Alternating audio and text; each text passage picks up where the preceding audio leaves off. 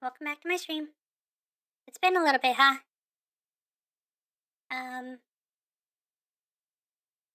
so yeah, I might have mentioned this in my baseball video, but I'm gonna be playing Pyre tonight because, uh, well, I've already been through one loop, kind of the game, and I really just want to, make progress on it.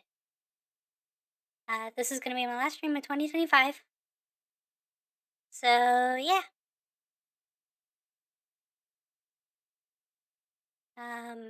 Just getting set up, and then we'll get going.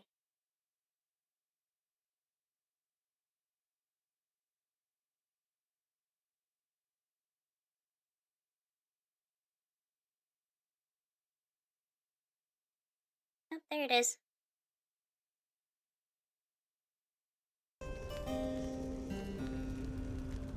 Okay. Moving over. Here we go.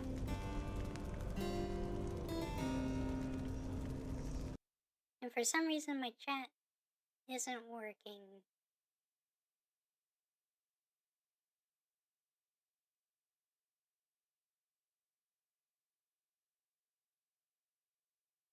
Hmm.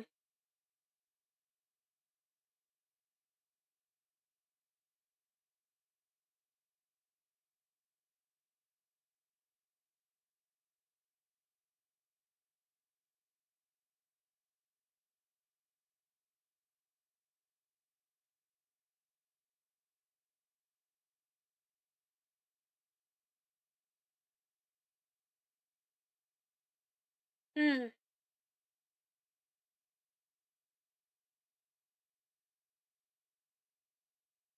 JB, can you say something in chat?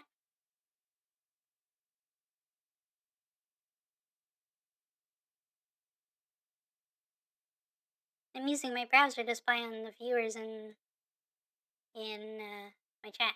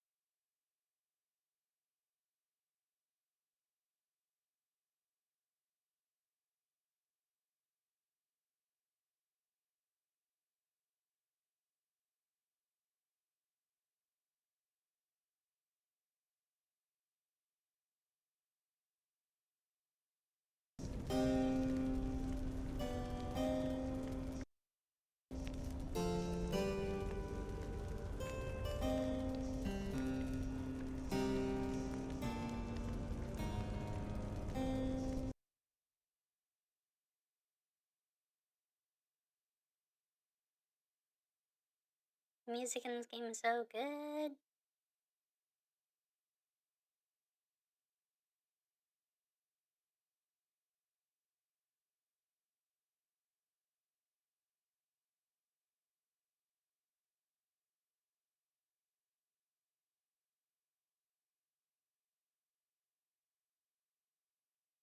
Whatever. Okay. Heck it.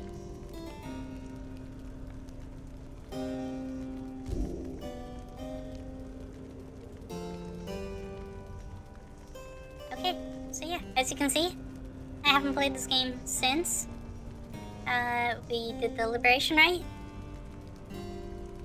And I guess it's time to continue. One last settings check.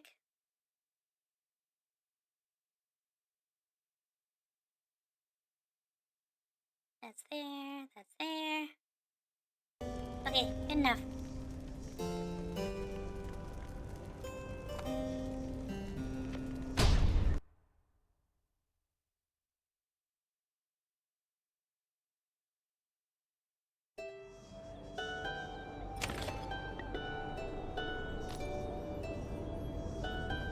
The path to freedom beckons you to press on. Good morning, my girl. The place I noted earlier, let me illuminate the way. Okay. Moonlight alcove, a small landing on the dark side of the sacred mountain.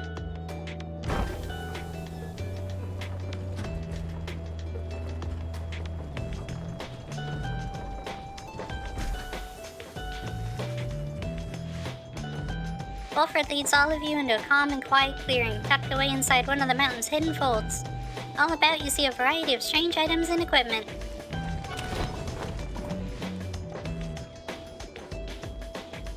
Well, time to check out the Black Wagon.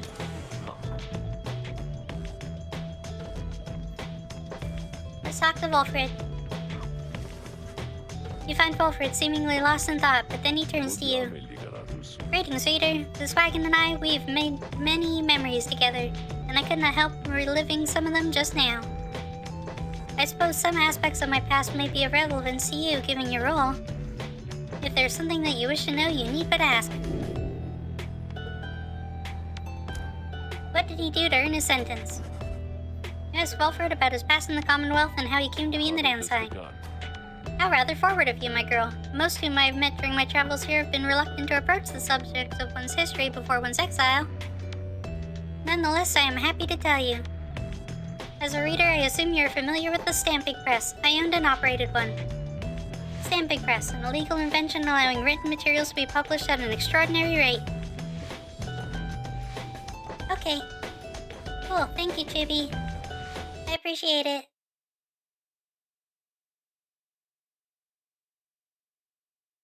Yeah, so, okay, my OBS Twitch is broken. That's what I wanted to check.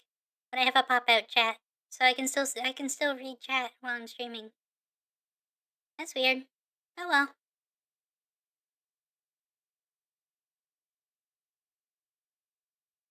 This also means that, unfortunately, I won't be able to see if anybody subscribes and comment on it. Oh well.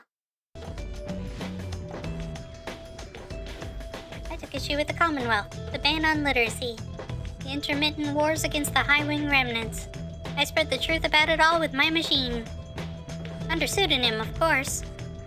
Still, I knew I was putting myself at risk, and sure enough, my stamping press was eventually discovered and burned to the ground. I, however, managed to elude capture for a while, but not for long. Here in the downside, I chanced upon the Nightwings who were searching for a reader. In that respect, my past, I think, is similar to yours. Anyway, that is the long and short of it. Now, then, was there anything else? Why did they disband? Express interest in knowing more of how the Nightwings came to be here and Volfred's past connection to the group. I have been connected with the Nightwings almost since the beginning of my days in exile. They found me in a manner, as I understand, quite like how Headwind and the others found you. Back then, it was a smaller group than we have now. I joined an exile called Arissa and another known as Orlek. Ooh. Once in a while, we let little Tizo stand with us as well. He is rather older than he looks. The other triumvirates we stood against, they feared us. Only the Tempers presented any threat to us in any given right. But there was a terrible accident. Arissa, we lost her, and Orlek, he was my friend. He fell from Mount Elodiel. We lost him as well, on the night when he was to be free. We were reckless, hasty, and I was powerless to stop any of it. I blamed the rights themselves, the circumstances that put us into danger. The downside has claimed many lives, yet this, it was too much. I vowed never again to don the mask and raiments. I had the Black Wagon cleared and buried, such that it could not be used again. If the Nightwings arise again, it would be under different circumstances, under new leadership and towards a different purpose. That is all I wish to say of this, my girl. Okay, and how does he know the Lone Minstrel? You ask Wilfred about his history with the Lone Minstrel, whom he seems to know quite well. Drake was there with the Nightwings when they took me on. His manner has always been much as you've seen. Although he's somewhat more cheerful now than I recall him back then, if you can believe that. I think our plan has sparked a little fire in him. He serves the Rights and the Nightwings. I've tried to ask him of his past before, but he seems rather reluctant to speak of it. Though it is plain that he's not from around here. This being the downside, I respect his wishes for some privacy. Nonetheless, although I do not know too much about him, I count him as a friend. I lost track of him for some time, though it was he who first informed me that the Nightwings had returned. He and Tiso were instrumental in our meeting. It's been good to see him doing relatively well anyway. Was there anything else you wish to talk about for now? Nope. You thank Volford for his time and bid him a good rest of the afternoon. Likewise to you, reader. Be well. Woo! Okay. So now it's working. I hit my follower goal. Thank you very much, Your Russia 1989. Welcome to the stream.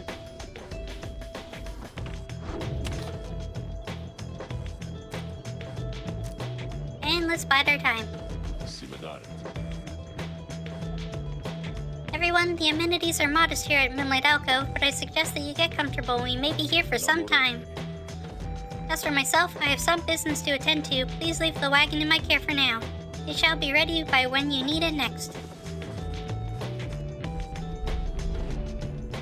From the mountaintop, you can see all across the downside. It is impossible expanse staring back at you. The thought occurs to you that you may never see another land besides it. And so you and your companions wait upon the mountaintop in quiet solitude, anticipating when the cycle of the rites begins to turn again. What I'm learning is that I really should have finished this off in my last video. Oh well. Then you shall have another opportunity to free one of your own. You may earn back their freedom one by one. Many moons pass. Then, one evening...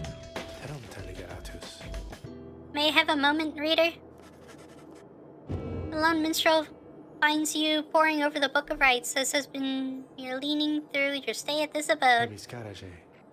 Begging your pardon, but there is something you may wish to see. Please follow me. You follow him into the cold night. Look forth, reader, madame. The stars shine like you have never seen. Once more the path towards salvation is revealed, but now something is different. Whoa.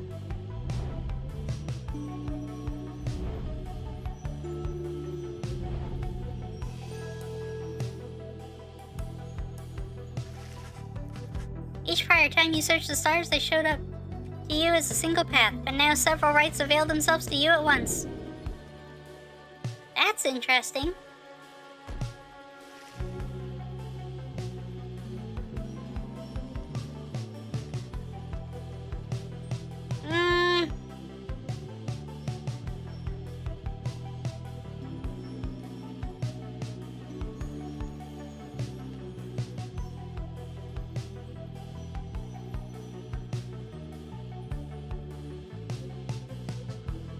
I'm gonna go to Gaul. We're gonna go see the pups again.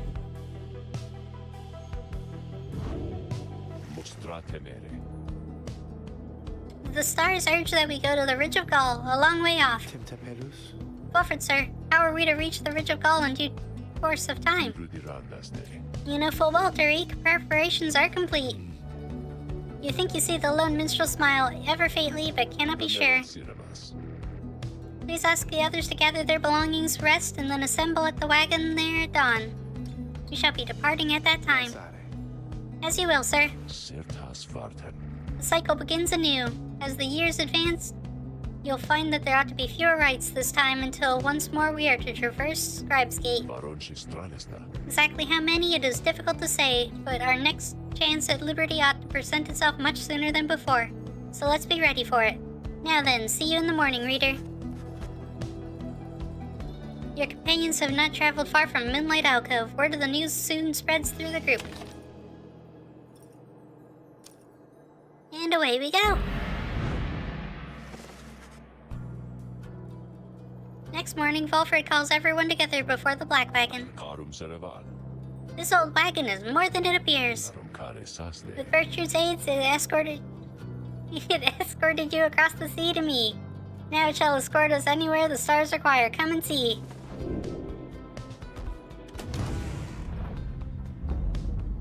What?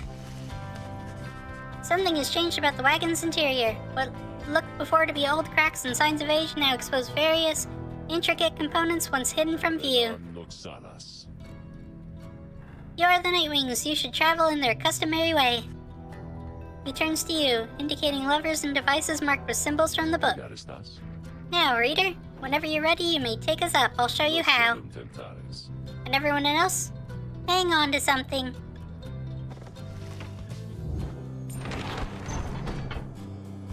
Helicopter! Maybe? Whee! After having soared into the sky, the black wagon remains aloft somehow. Oh, Tizo's having a good time. That means I'm having a good time. You know what? I need Tizo with me. 1 second.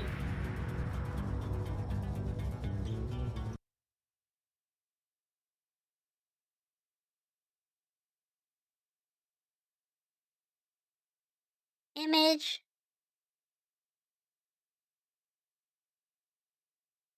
Uh-huh. Okay.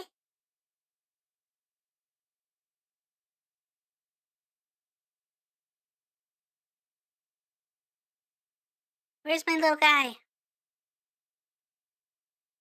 There he is. Alright, come here, Tizo. You're here with me.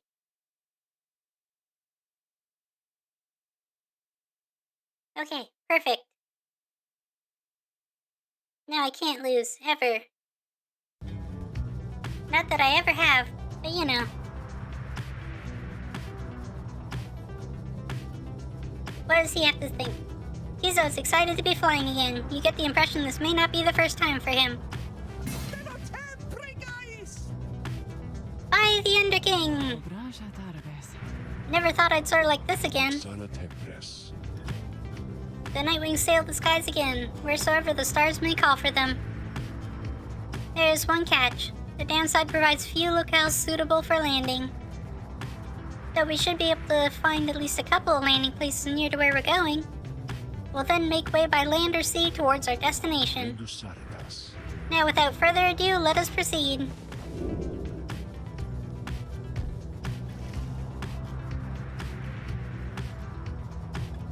Whoa! I can actually fly on the map.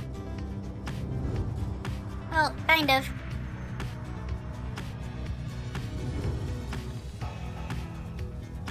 What? What is that? You know what? What happens? Sisters, we are under attack! Well, no, we are merely being mocked. By none other than the Nightwings. Mock us all you wish, then, wastrels of the Commonwealth. The sight of you in that utterly outlandish wagon, your mere existence is an affront to the act of flight. Would that my sisters and I could soar tireless and free as we once did, but nay, we must resort to such ignoble means of travel such as you. Now stay away from us, lest our vengeance should extend beyond your Commonwealth, and become much more personal in nature.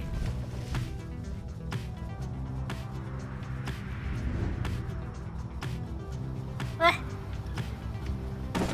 What's up with you? Oh, we literally just get to bump into all the other teams? That's funny.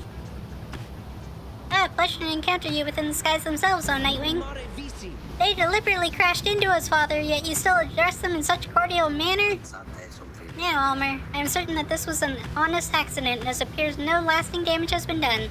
Please take the helm, as I shall go and start to pick up the fallen artifacts which shook free from the walls after the impact.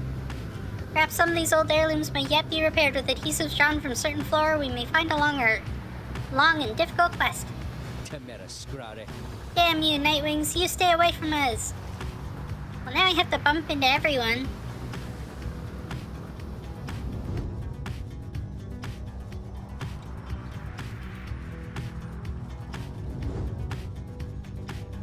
Ah.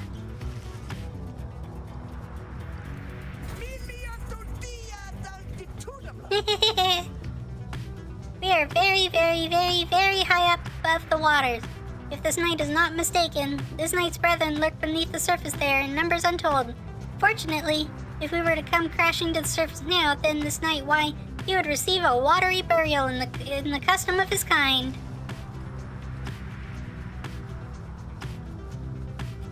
Well, we can't have that.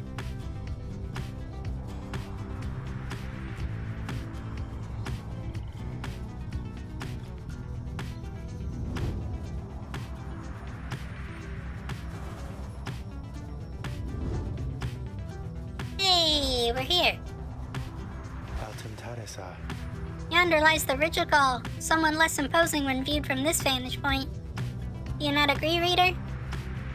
The mists of the downside hold that is no mere ridge of stone, but the remains of Lord Gandroth, once slain by Gol Golothanian himself.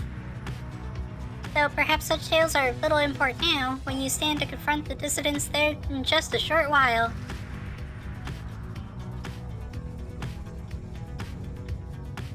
And what's over here?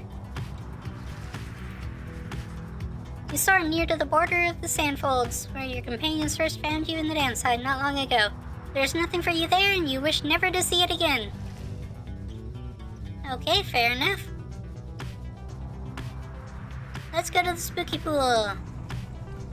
The southern route to the Ridge of Gaul goes through a humid area pocked with hot springs. Pamethus suggests that this route looks clear, so you should have time to pursue your vocations.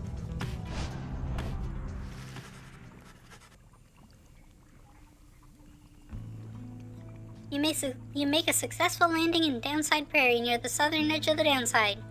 Memories of having first met Hedwyn, Jadariel, and Ruki have come flooding back. No! Why would the game do this to me? Jadariel, she was a grim, longtime resident of the downside, grown accustomed to surviving there. She has regained her freedom in a liberation rite. Your companions assist with a routine inspection of the wagon. Rookie reports that the wagon's hull is well intact and did not suffer damage during the flight. Which is interesting considering I rammed 2 different, other ships in the air. Shay observed small fractures in the edges of the wing flaps, though on further scrutiny this proves not to be cause for much concern. Everything else seems to be in order. The rest of the group got through the flight without incident. You should have some time to explore the vicinity before continuing onwards to the Ridge of Gaul by land. Well, there are a bunch of things to do in the Black Wagon. Whoa, so much more stuff. I gotta see what all the stuff is. Got new ropes. Ish. Canvas wings. The Black Wing is flight capable, though by which means you do not fully grasp yet. Downside Clinger yields fruits from time to time, though only if one says the magic word. Open sesame. I want fruit. Please? What's this jar? The wisps inside provide a scarce bit of light when it is needed, all for a low monthly fee. What does that even mean?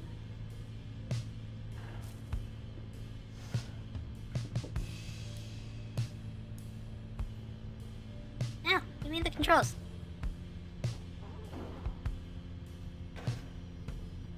Hello?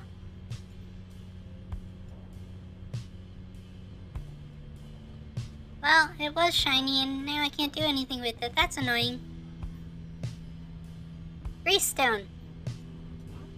Grease stone, something like that.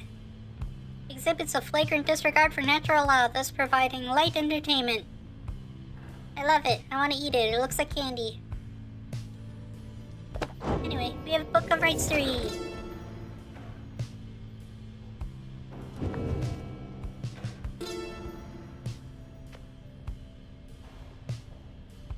Forsaken Lands. In the words of Molten Millinth, the Wild Witch. Years upon years we spent distilling life essence from many things, which all once writhed under auspices of their mortality, which we ourselves cut short. In this we have no regrets, for we learned much, and so we think did they. We earned the title Witch, and were forced to flee into the downside. Here we encountered Solium Myrrh, and soon we gained an understanding of each other.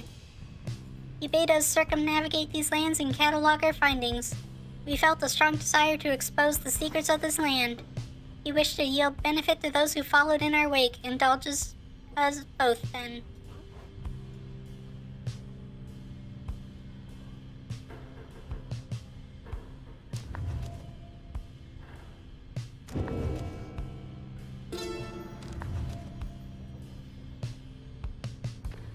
Okay, so much more book now. Living in exile, in the words of Jomur Minimane, the Alpha Chief. Once I too roamed free. I remember well those days in which I was called Chief. I traveled all the world over on my 4 good paws, and I was well adored. I wanted to grow stronger. Here at last I have. I shall not mince my words. This place shall either harden you or kill you. It shall haunt you with old memories. You share the exile's plight. My charge is to alleviate the sting of it for you a little bit and to prolong your stay, but only for as long as needed. Your charge is to return. We call this place the downside for a reason, but in time, here you can learn to eat, to seek out shelter, and to find certain beauty in unlikely places. Oh, so many pages. So much reading. 9 triumvirates. In the words of Haub the Swallow, the Accursed. At first I found it much too difficult to read, much less to write, even to grasp the quill. But the Horned One, Myrrh, implored me. He said this is the greatest gift that he could give me in return. In return for what, I asked? In return for his life, he said. But I did not save your life, I said. You did, he said. We fight about this still. Myrrh is stubborn, more than I. Now herein, and by his leave, I chronicle the 9 triumvirates, for I am of this land and like the rest who wish to leave. We knew not everyone could leave who wanted. Seldom would the opportunity arise, thus did we organize those striving for the chance into 9 sets of 3.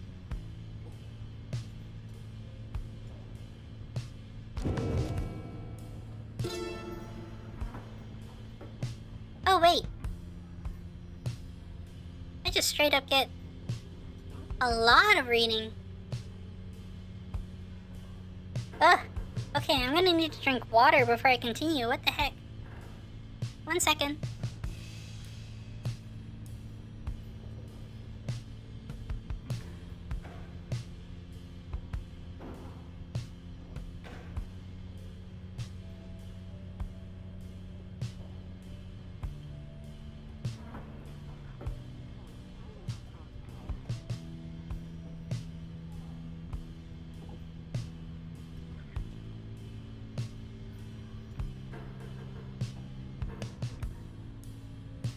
Okay, I am hydrated. Ish.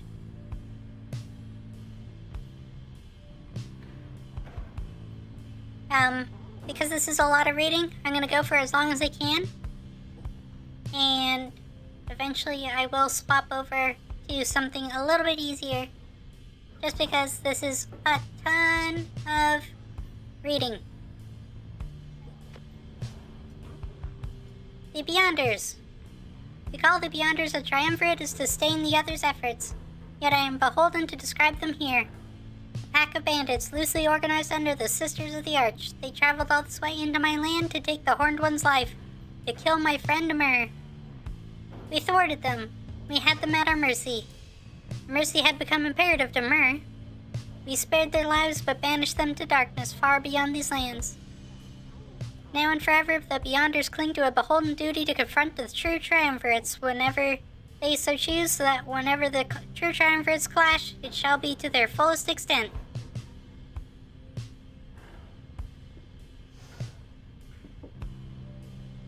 Okay, so I don't get all of the... Okay, that's good.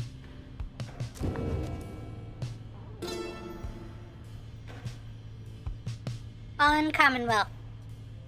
In the words of Triesta Tithys, the Blessed Born, we the 8 assembled here together in the downside, and we gave our freedoms that you may yet have yours. It is an exchange we have not lightly made. It is my charge to ensure that you, should you regain your freedom, first off recognize its qualities, and also use it wisely. You do not need a pair of wings in order to be free. My own wings, I once thought they could take me anywhere, and then they took me here where I am bound. It is your charge to be free, and not to make the same mistakes. Spring from here and learn from what we did, and build a new and great society, a free society, with wings spread wide for everyone.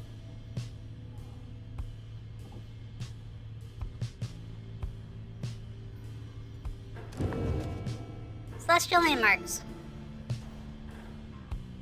In the words of Luce Lauren, 100 Minds the Scholar, you feel a kinship with the stars. You owe your everything to them. Perhaps one day even your freedom. I chased the stars across the river of my genealogy until they led me here. I demanded that they explain to me the paradox of knowledge.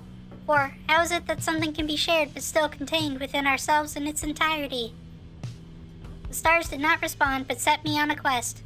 I sought the 9 landmarks, which they revealed to me so that someday I would reveal their mysteries to you. These landmarks, emissaries of the stars, are 9 lenses through which we see the land and see ourselves in a new light.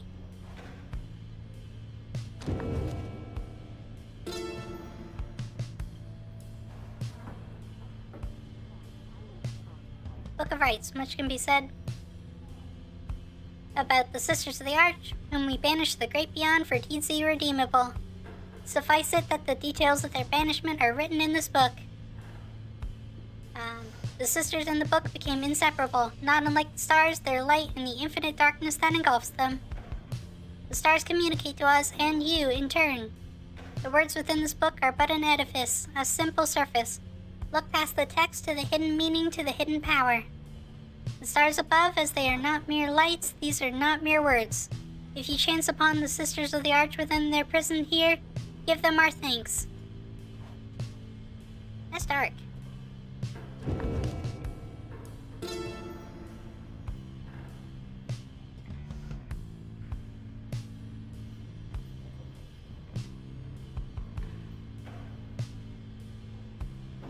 Cool, okay.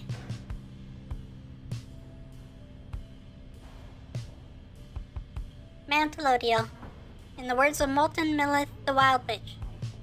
Gaining the summit of the Mount Elodiel involved no small amount of sacrifice and sorcery in varying proportion. The mountain's energies were palpable, the sensation that we felt indescribable. The lands we stood upon were closer to the stars than to the world we knew. It was upon this highest point in all the downside that we first made efforts to concoct this tomb, which you now read. It was there that we were stricken with a vision of the cycle of the rites and felt together for the first a sense of freedom unlike any we experienced before. But that is a subject which our comrades shall illuminate in greater detail.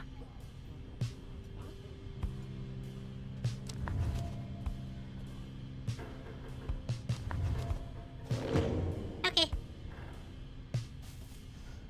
Let's talk to the funny boy. Sir Gilman is shivering there after the Black Wagon's maiden voyage through the skies. Master Reader, this knight is very slightly out of sorts is all. He merely appears terrified, but he assures you that his seeming cowardice is but an optical illusion in this case. That's kinda silly. Don't worry about it. Ametha overhears and joins you. Flying's not for everyone, Sir Knight. This knight heartily concurs, though how anyone at all can stand it he is yet to understand. Well, let's see. What's it like to swim in the waters of the Sea Dominion? Ah, those glorious murky waters, engulfed in hideous warfare to be sure, but otherwise a joy to cut across, to feel the coolness of the waves beneath one's gill slits and the like. Though this knight is now accustomed to his life above the surface. Flying's just the same, Sir Knight. It resists those not born to it. I, in turn, have wondered what your seas are like, but the thought of swimming fills me with disgust. Though I haven't had to swim, and you now have to fly. That is very brave of you, and you handled it better than some harp fledglings I've met in my day. You'll get used to it. Yay, Pyramintha, you're not all that bad. I still don't really trust you, but... You know what? You're growing on me a little bit. You get 1 Amelia point. Yay, Sir Gilman!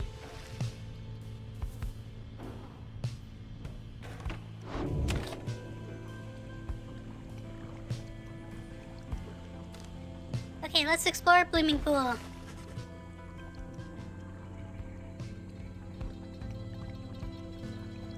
Meet up with Pamitha, who suggested you go ranging with her through Blooming Pool. Let's say we fly this one together, reader darling. Together you set out to explore the rolling hills around the Black Wagon. You find little to speak of other than desolation typical of the downside.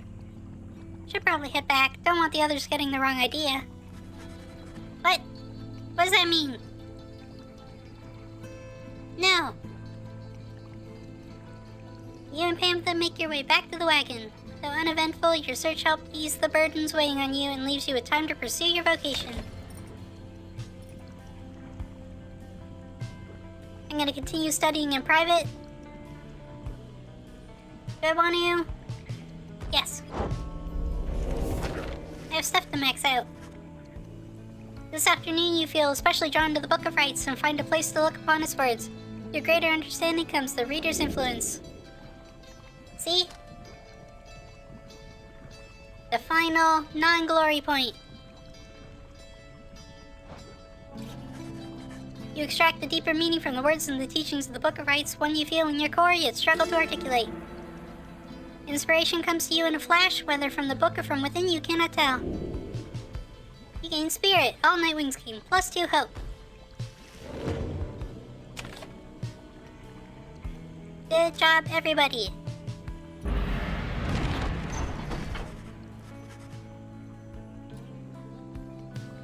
At dawn, everyone seems to have recovered from the rigors of your maiden voyage across the skies. It is time to return to the Ridge of Gaul and confront the dissidents once again.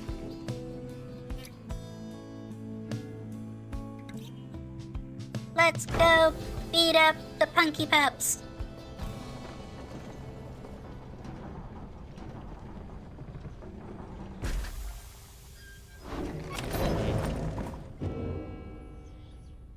No more pages. I do enough reading during the day. I don't want to do any more now. I'm kidding. I'll do it.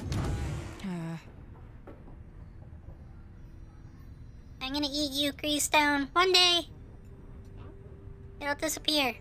And everybody will be like, where did that stone go? And then I'll have a suspiciously stone-shaped, tummy.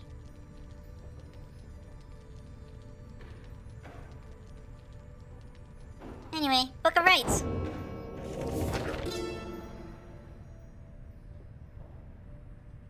Emperor's Fall. We found each of the others in due time by fate, not by coincidence. The wise Lusglorian stood among the trees, gazing at the stars, expecting us. The wild witch, Milith, was so enthralled by my liege's utter transformations, she stayed her sorceries. Blessed-born Triesta swooped down upon us, but to warn of imminent attack. The many-maned Jamur thus intervened and shared with us his humor and his hunt. Even the Under-King Horus himself sought out an audience with us. Thus we became the 8 and journeyed on together.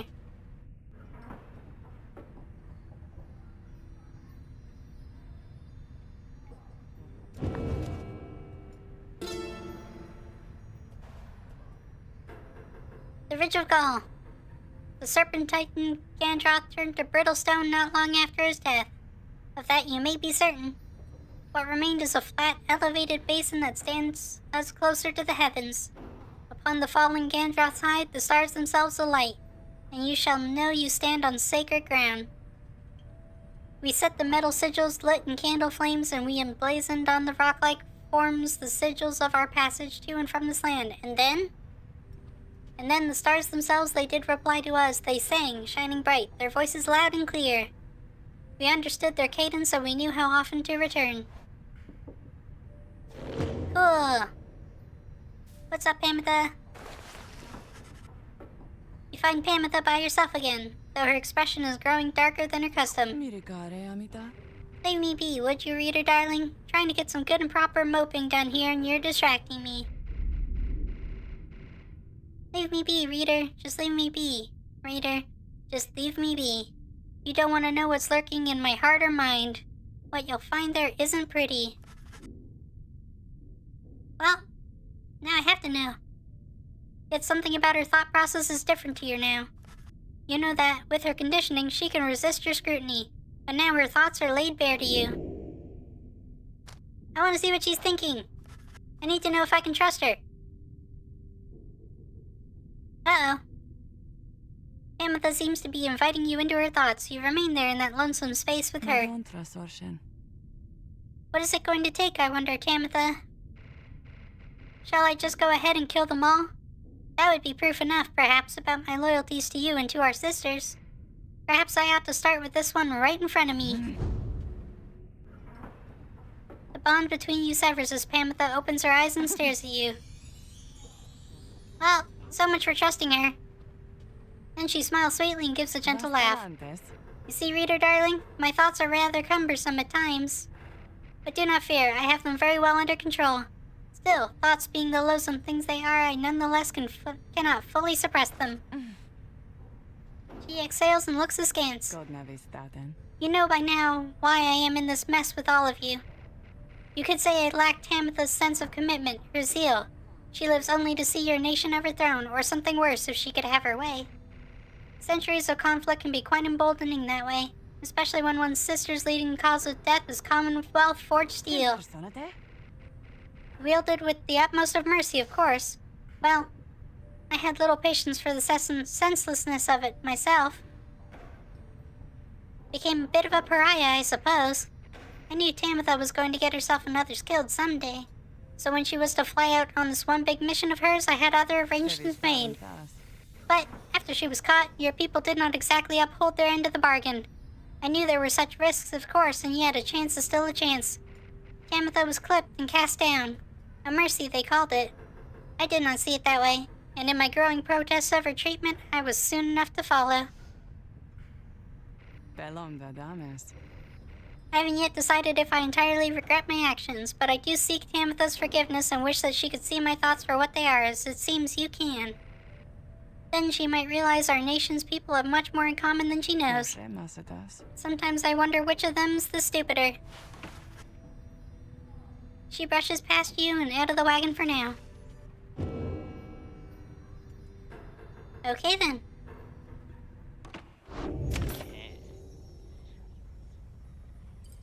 Alright, Stinky Slug, what's up? Hey guys, say, what are you doing all the way back here? You know it's not so bad here, I was thinking, and I got some pretty good stuff I think you ought to check out.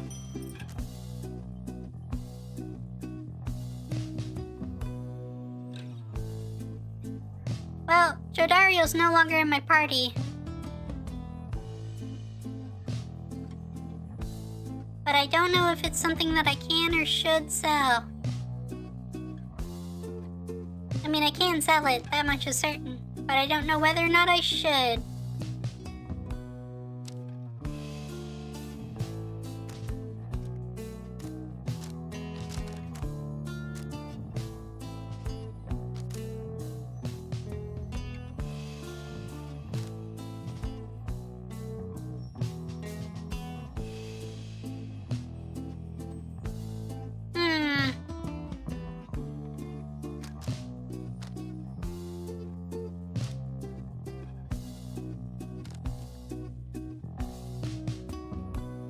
I still want the lunar glass.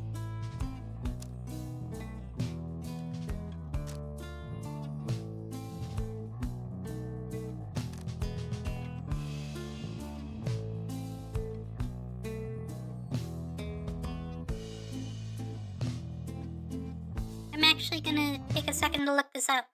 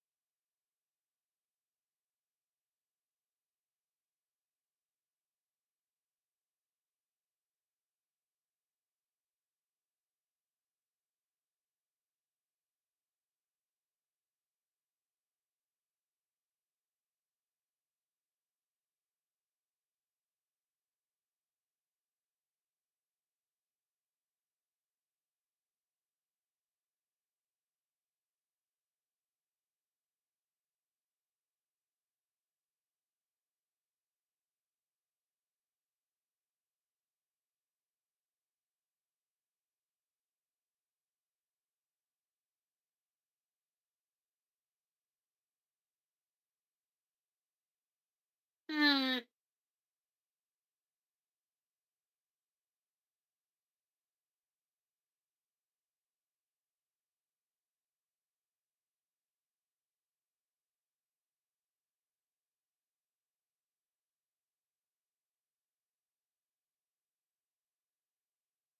Okay.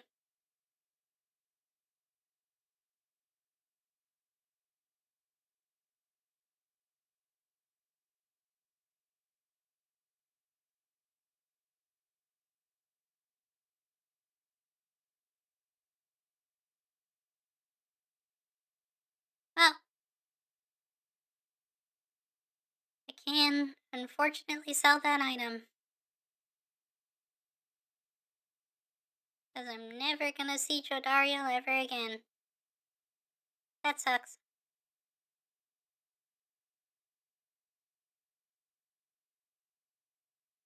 But she deserved her freedom. And I still think I made the right choice.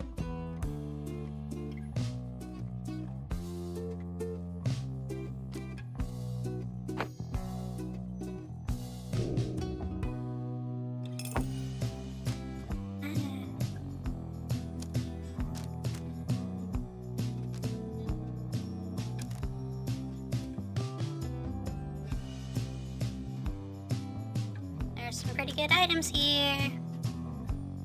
I still want the lunar glass though.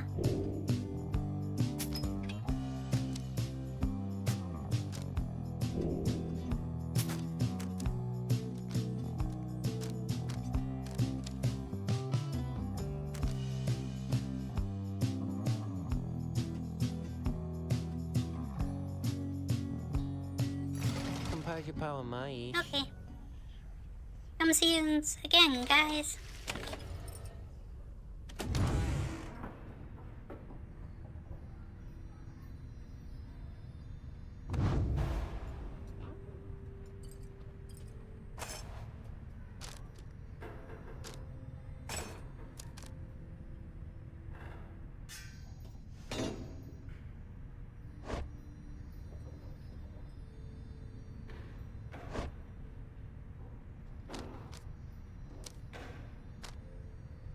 Wait.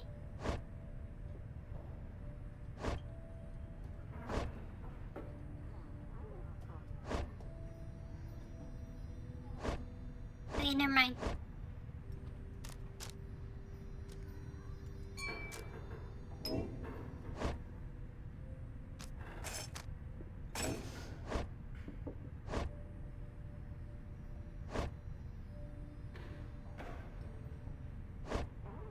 Well, Mammoth has more of a biography, so I guess I'll read that now.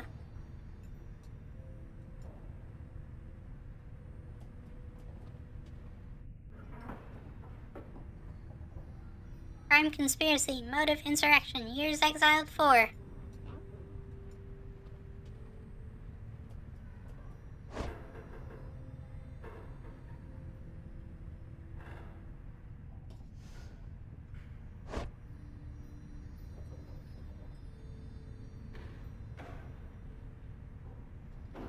Sorry, Rookie.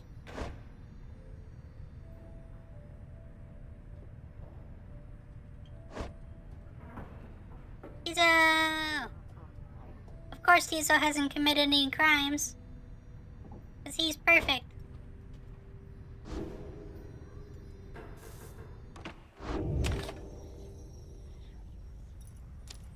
Right, time to commence the rite. As the sky grows dark over the ridge of Gaul, a hush falls over your companions, especially Rookie. Hi, Kie. Thank you for joining us.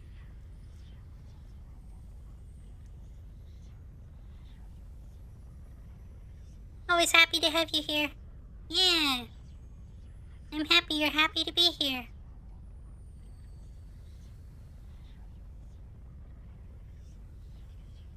You sense something is troubling Rookie, something to do with your next adversaries.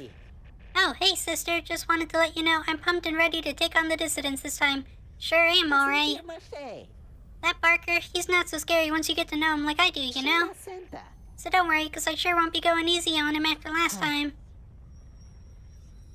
As Rookie marches off towards the clearing, you notice his grin fade away.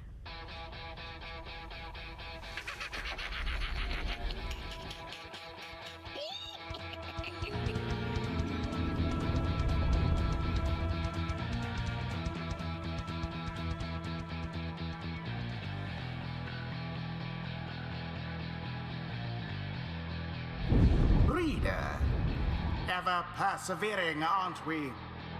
Well then, Narrator, I don't have a choice. because the cycle of the rites begins anew.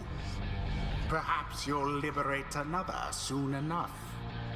Your chosen adversaries here shall be the dissidents.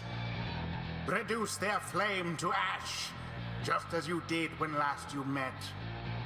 Now, who exactly shall oppose them?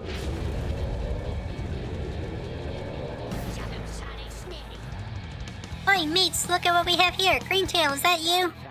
Yeah, Barker, it's me, alright. Well, I'll be, so tell me something then, Greentail. You gonna go against me this time, or keep on being a stinking coward like before, huh? What do I do? What do I do? What do I do? What do I do? What do I do? What do I do? Wait. He says he wants to fight. If you can beat him, maybe. Maybe he'll leave us alone. He'll leave the Greentails alone. I can make it worth his while. Barker? What is it, mate? The right's about to start. Well, I was just thinking, I know I owe you and everything, but I've got a deal for you. You like a good deal, don't you? I like a good laugh's more like it, but I'll bite, Greentail. What's your fancy here? I was thinking, if I can beat you here, we're squared away. You let me off the hook. Huh, I see. But tell me something, mate. Now, why in the stinking world would I want to do a thing like that? What's in it for me when I beat you instead? Then, I'll pay you double what I owe, I promise. But you have to promise too, Kerr's oath. Oi, really now? Double or nothing then, is it, aye? You drive a hard bargain there, mate, but alright, it's a deal. You beat me and my pack, right here, right now, and you're debt-free as far as I'm concerned. Of course, if you don't, I'll be fleecing you for all you're worth. You, your stupid uncles, and that dear old mom of yours. See you shortly. Hey, so this one means a lot to me, you understand there, sister? Let me go against these guys and I'll make sure we show them up, okay? You got it.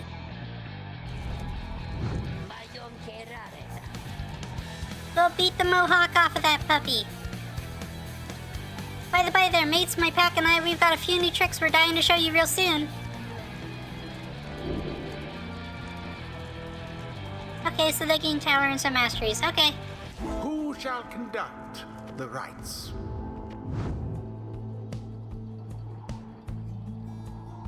Wow, that's a big aura.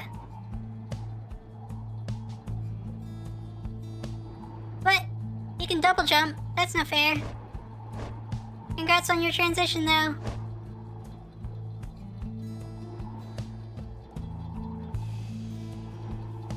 What the?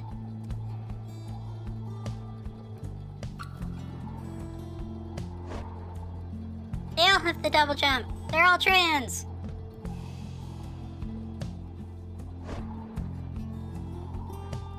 Snarlo is a hilarious name. Wow, Fee. That's so silly.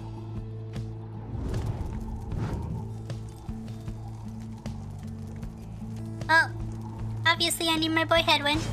Edwin. Shiru-sama. And I need my boy Rookie. Rookie.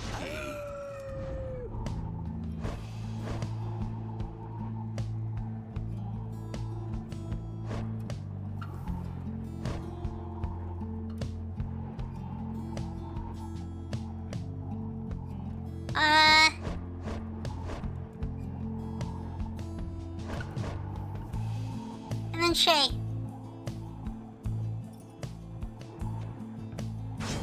Shay. The choice is cast. Rookie, he has always been so kind to me. If I help us to prevail here, then maybe I can start to make it up to him. Alright then, Greentail, bring it on, or it's your dear old mom who's gonna pay.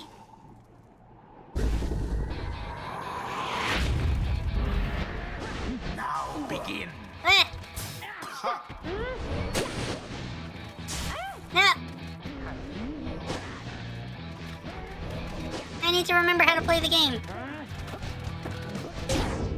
Oh, so far so good. To strike the adversary's flame. Eh. Well, Glorious. press the wrong button.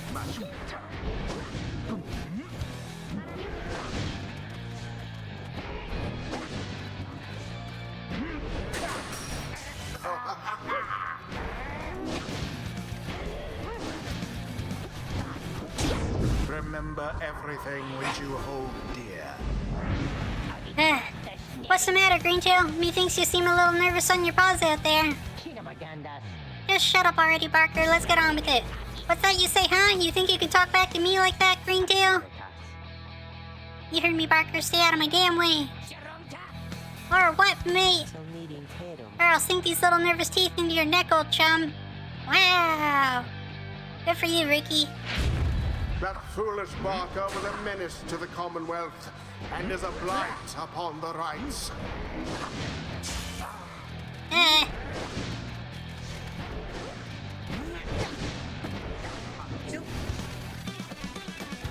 Silly boys. Onward thus to greater glory.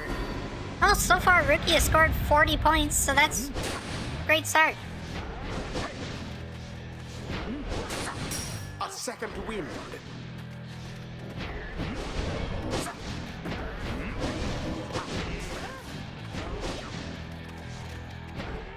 What are these boys doing? Dang it. Wow, he can cast that so fast. Oh, that was a double kill. Woo!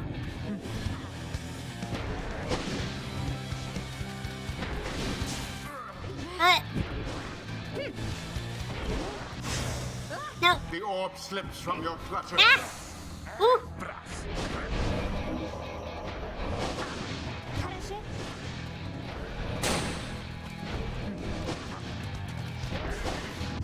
No. A shameful outcome. Okay, they win. Glory to the scribes.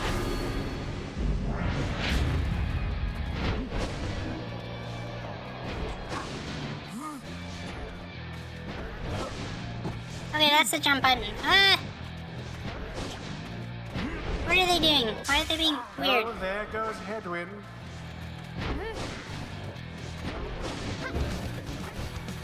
Ah! Their flame has died a little. Thank you, Shay. The rite has nearly ended.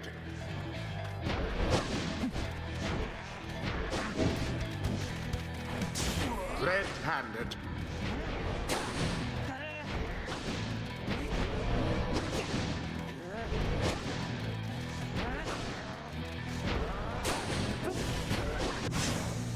A shameful outcome. What? Alas. I didn't see that they killed Shay.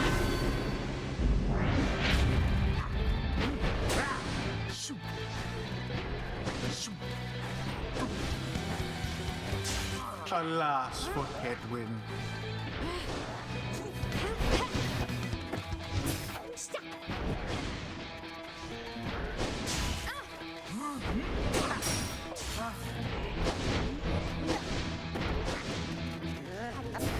The orb.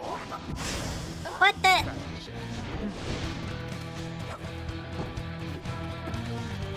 Oh, And it is done. I'm in. The Nightwings prevail. Their hapless adversary stood no chance. That fast casting was really brutal. The rite is done. Woohoo, we did it. We got him. Beep. Greentail, you got us fair and square, mate. As fair as square as this stuff gets, right? So my family you'll leave alone? You said you'd leave him alone. He's off there, Greentail. The deal's a deal. Now then, me and my pack had better step it up for when we see you and your mates again. I'll be looking forward. Ricky watches them depart and then turns to you as his expression softens. Don't know what to tell you, sister, other than I really owe you one. Bask now in the wisdom of the scribes.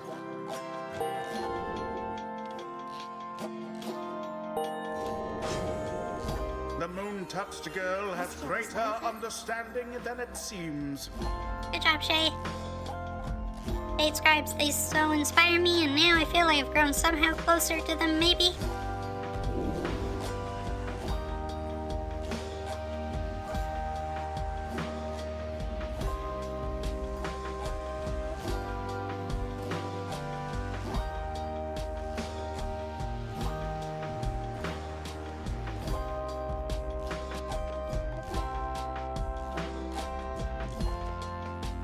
I guess I'll go in on the jumping.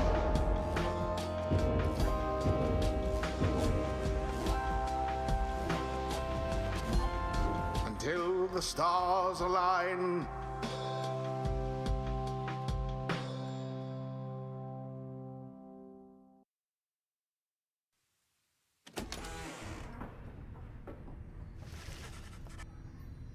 You return to the wagon after you and your fellow exiles overcome the dissidents and find Valford waiting for you there. Well done back there, my girl. You are serving your companions well. Now then, I have something that I wish to share with you if you have a moment.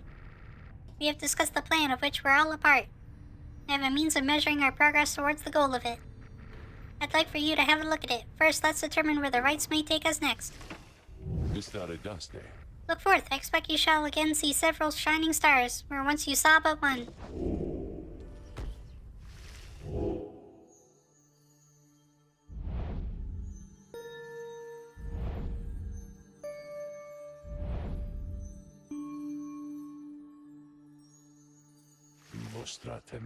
Several shining stars, a trick of the eye or the will of the scribes, who can say? I too once gained this newfound vision many years ago following my first liberation rite, and I believe only we of the Nightwings have this gift. I realize that, in choosing whom the Nightwings confront in each race, we in turn influence which triumvirates we face when the time comes for someone to be set free. The object I invite you to use contains further detail. Henceforth, you may use Volfred's planner to see your current location. Whichever triumvirate carries the most favor shall confront the Nightwings for a chance of freedom. But...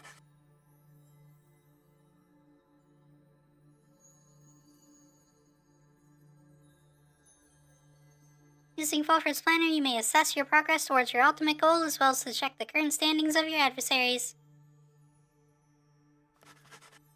Volfred shall keep this information up to date for the remainder of your quest. You may look over it now or any time in the Black Wagon or while searching the stars.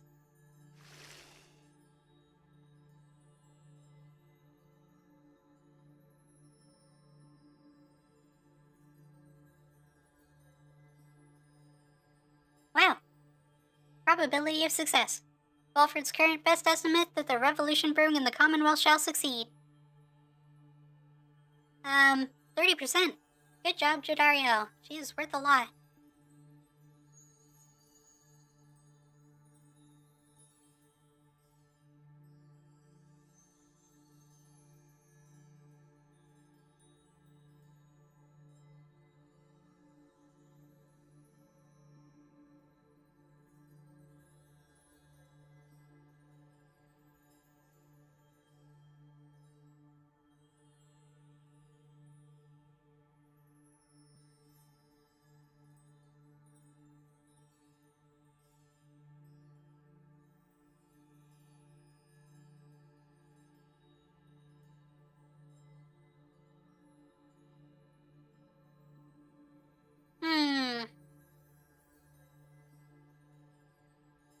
Cool.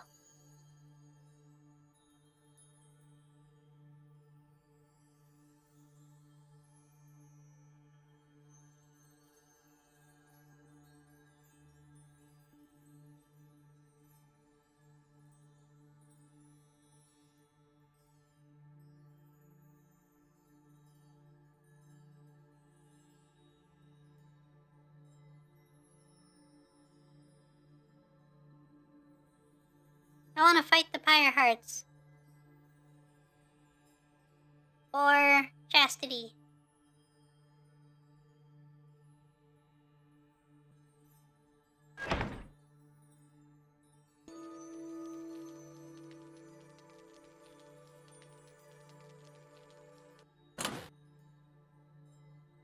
Withdrawn. Hmm. Oh, the Pyre Hearts are an option. Ah, so are the pups. The other pups, the good pups.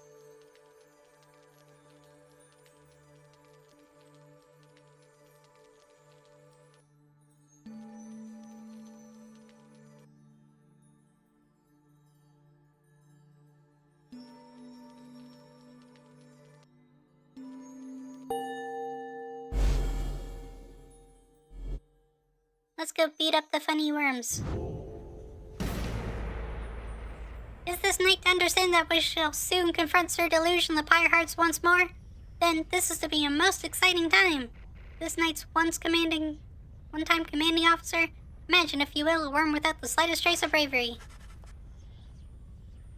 Uh-oh, it went sepia tone. Sir Gilman then recants the tale of Sir Deluge's past and how it is that they wound up together in the downside. Sir Deluge, a worm knight of the Sea Dominion and former ally of Sir Gilman. He lacks the sort of courage for which his kind is known, yet somehow leads the Pyre Hearts anyway.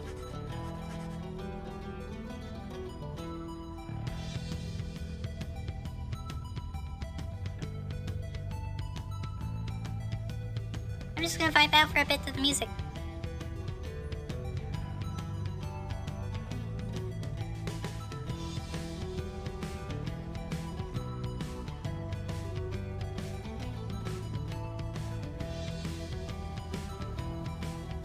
Some worms born under the Sea Dominion's waters sought life's meaning on dry land.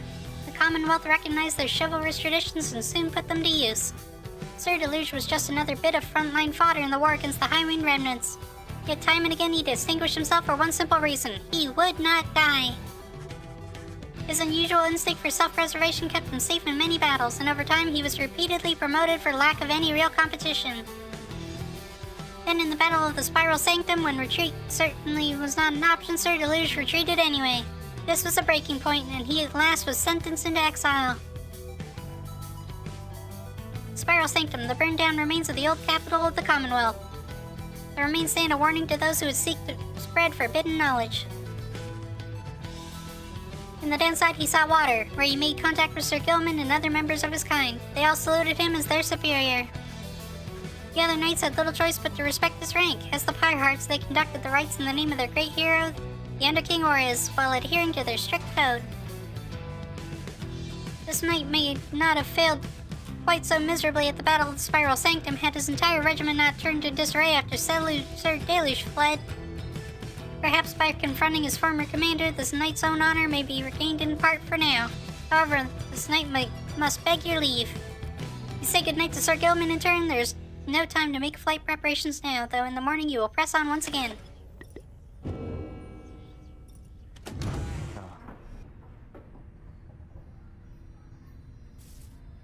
Huh.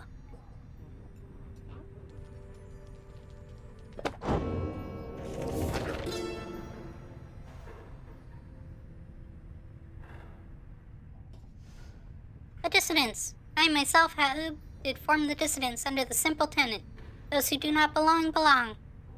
The other scribes, some of them showed at first reluctance to allow an imp and one accursed to designate one of the 9 triumvirates, but Myrrh, the Horned One, stubborn as he was, stood by my side. In time, they came to understand, for I remained as ever at their side, a living bit of proof of their absurdity. The Dissidents are an extension of my oddity. Those who did not adhere, they are not to be discarded, underestimated, or dismissed. They are as necessary as those against whom they rebel. Cool.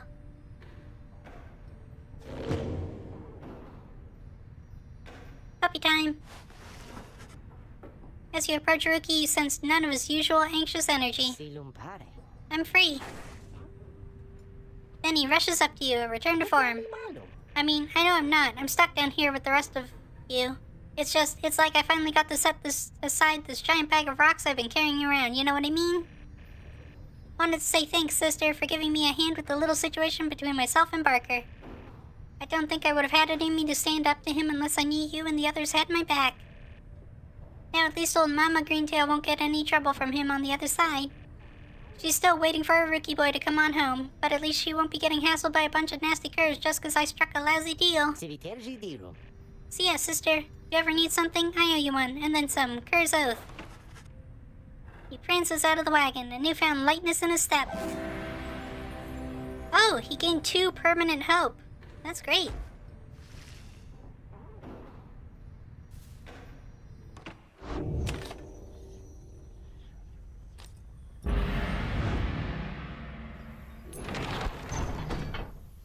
Time to fly away.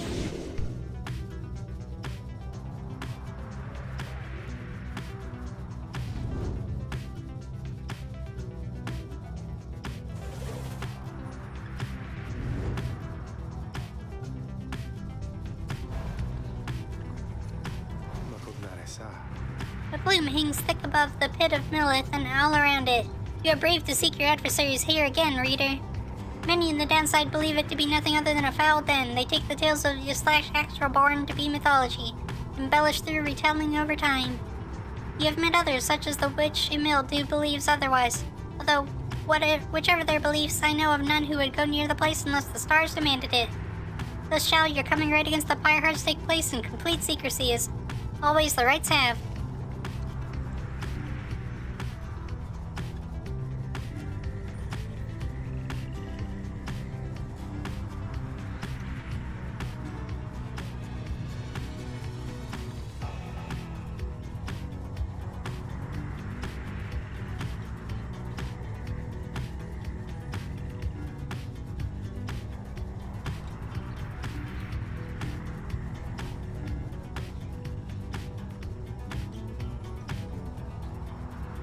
Let's get Stardust. I need to start spending that. You return to the dismal region known as Flaky Hands. Straight away you sense an air of dread, yet cling to hope you can make your stay as brief as possible. You and your fellow exiles have time to yourselves before the day is done. Nonetheless, the dismal environs soon take their toll on everyone. Well, everyone loses 1 hope, except for Ruki.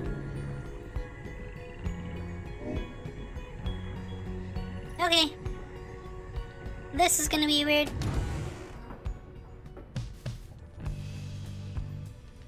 Again, before I do my reading, I'm gonna take a sip of water, because, oh my god, my throat is sore.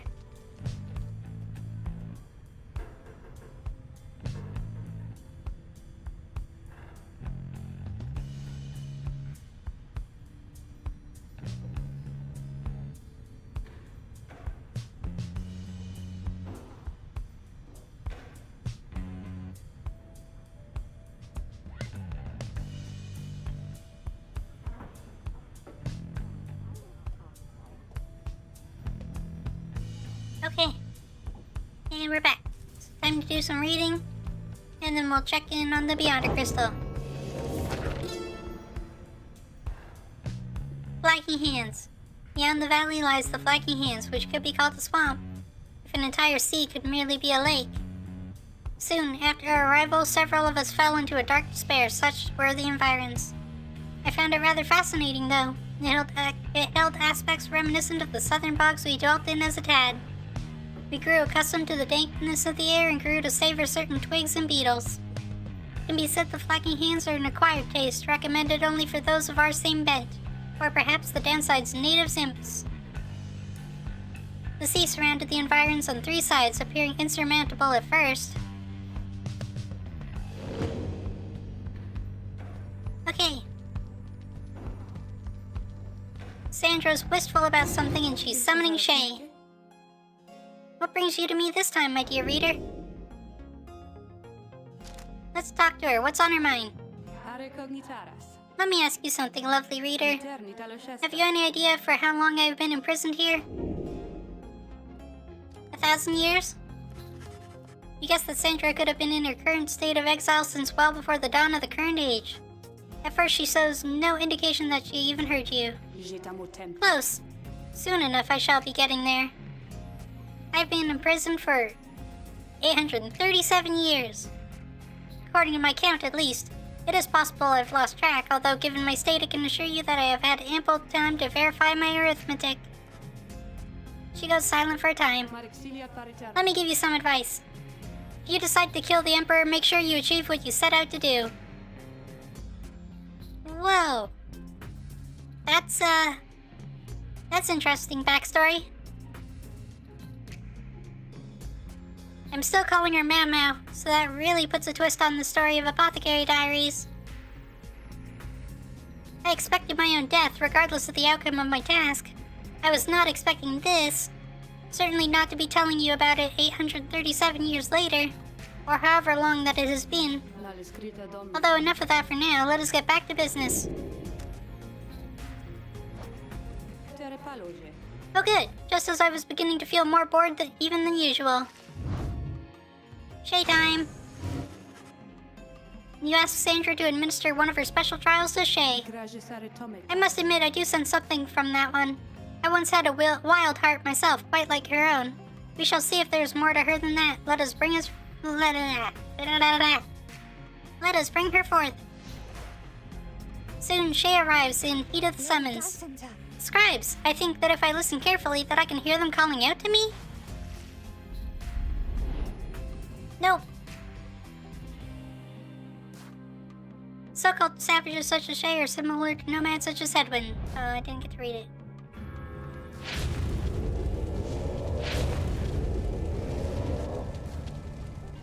The apparition Sandra appears and unfastens her mask. Listen well, girl. The place where you reside at present has but a single rule, which is, you answer to me here. Wow, okay, I will. Such naive enthusiasm. Now be silent. It is plain to me that you have much to learn yet about the rites. But you have learned something, and I would see you prove it, without the benefit of anyone, save for your reader. Okay. Are you out there to help me with this, miss? Of course I am. Oh god, imps! Ah! Well, bad start.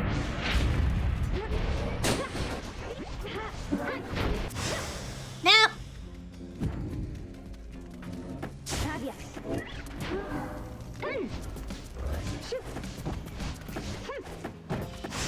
No! What the heck?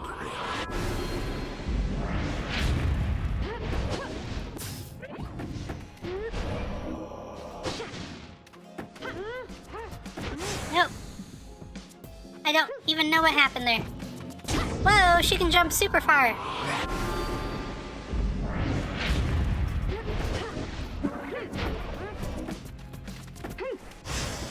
No! No, no, no, no!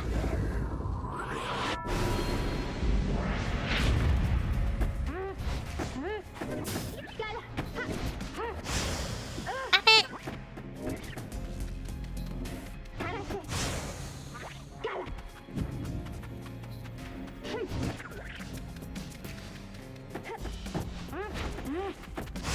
Yeah, so close!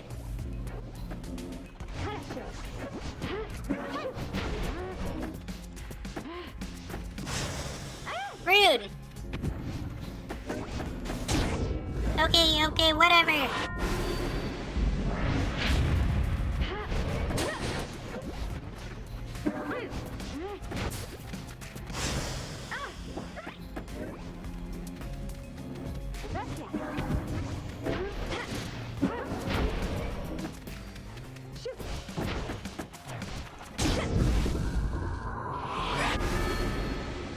I'm guessing the lesson that this trial is supposed to be teaching me is, I need to jump? Well, that was kind of crazy. And that just proved that yes, the lesson was jump with Shay. Okay, how did I do? I must admit that you did better than I expected, girl. You have passed this trial of yours. Some congratulations are in order, to you and also to your lovely reader. Now farewell.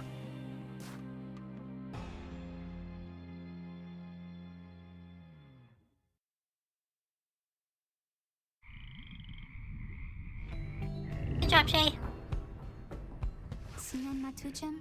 Did I imagine all of that, miss? Because I hope I didn't. Wow, what is that you have there? You have received Calamir's anklet for completing Shay's trial. Oh, rank 20. After Shay casts her aura, it can bounce off objects and solid surfaces. That's crazy.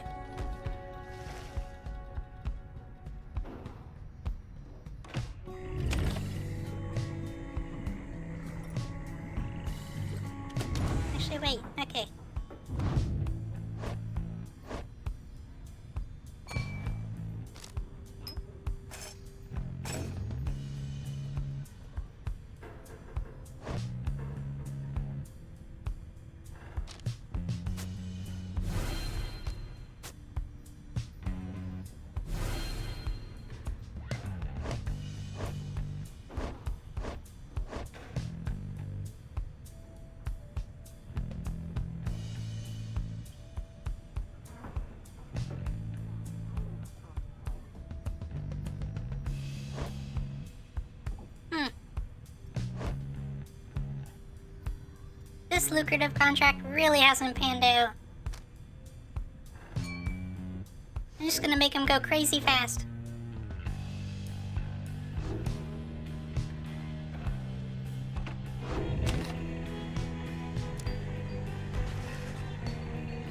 You follow the lone minstrel in pursuit of what you came to find.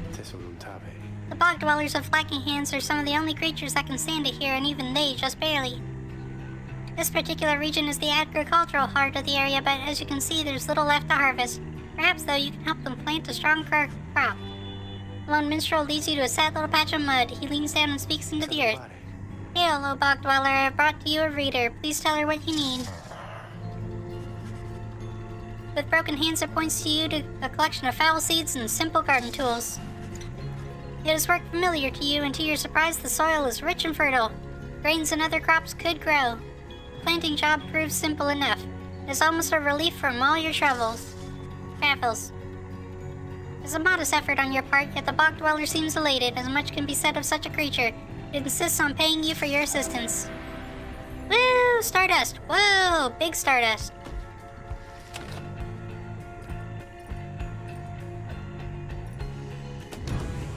We're gonna use that right away.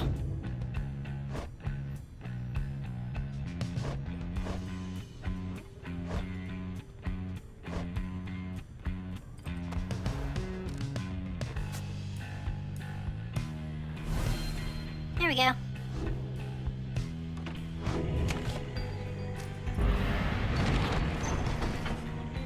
Being here in Flagging Hands continues to sap most everyone's spirits. Everyone loses one hope for the next fight. Well, time to go to the next raid.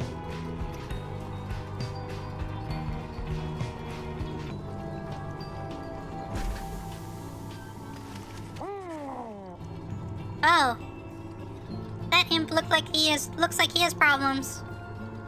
Here in this fetid swamp of the Flagging Hands, you encounter a messenger imp come to deliver news and rumors from the other side.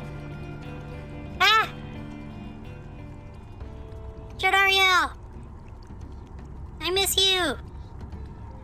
The news this time pertains to Jodariel, whom you liberated at the fall of Solium. You learned Jodariel's past transgressions have all been forgiven. She soon was to be reinstated on the blood border, on the presumption that she wanted her old status back. In fact, she was offered an especially prestigious leadership position in the First Vale, where a demon such as she could not be seen in the streets. The First Vale, an elite bloodborder platoon, shrouded in secrecy, other than the famous results of its operations. Commonwealth's failed leaders always were surrounded by sentinels in similar garb. But she refused the gesture rather bluntly, the report suggests. Instead, she sought Balfred's agents as well as several of her former foster sons and daughters, and so the ranks of the revolution grow stronger.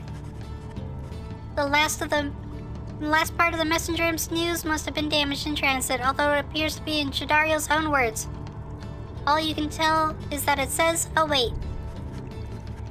You thank the messenger imp for relaying this information. Your companions are excited to discuss the news. There's nothing she can't handle. I miss her bad sometimes, but I'm glad she's alright. Tizo! Tizo is fired up about the news of Jodariel's return to the Commonwealth. You give it to him for us, Jody. I knew you had it in you. You think she still has her horns now that she's back up there? She is an inspiration to us all, or to this night, she is at least. Shh. Wonder what the rest of her message said. The news of Jodariel's liberation fills you and your fellow exiles with newfound resolve. Yay, everybody got one hope back.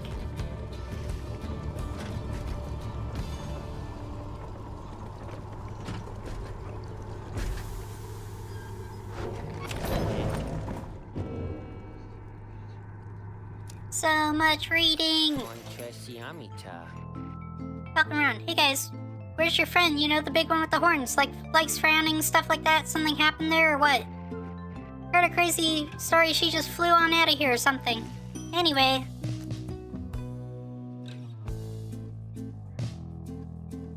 Ooh, I want that.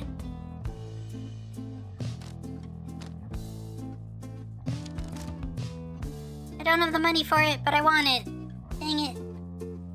Oh well. Cheapskates. Wow, Ron. Heck you. Ew, mushrooms. Yucky. Lacking fungus occasionally produces foul-tasting mushrooms that are strangely satisfying to pluck from. Pluck from it. My brain is so tired, I'm not good at reading words right now. Book of Rights.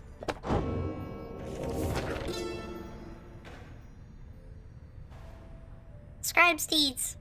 I wish to be remembered not for boastfulness, thus I refrain from detailing our exploits across the land, save to say that they were numerous. Know that only through our combined strength of arms and wit did we withstand the savage land, such were the monstrous dangers that it posed. I came to see that all the terrors which I heard at bedside in my youth were based entirely in fact. So great they were, they blotted out the sky. Such was the evil that we vanquished, that the remnants of it still yet shine under the stars. And in the end, it was the stars which guided us towards our truest calling.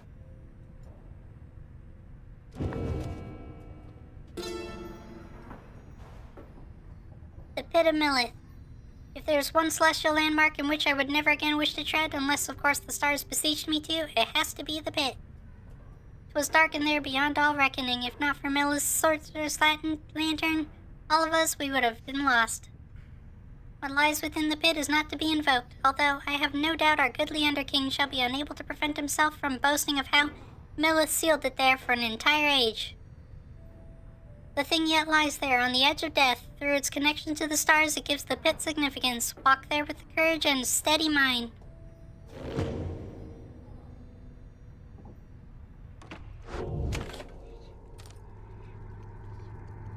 So, okay. I'm gonna do this next. Right? Then I will probably swap off to something that's a little bit easier for me. And, then I'll do the stream for about another hour with whatever that is. And then I'll call it for the night. Just to let you know what the plan is.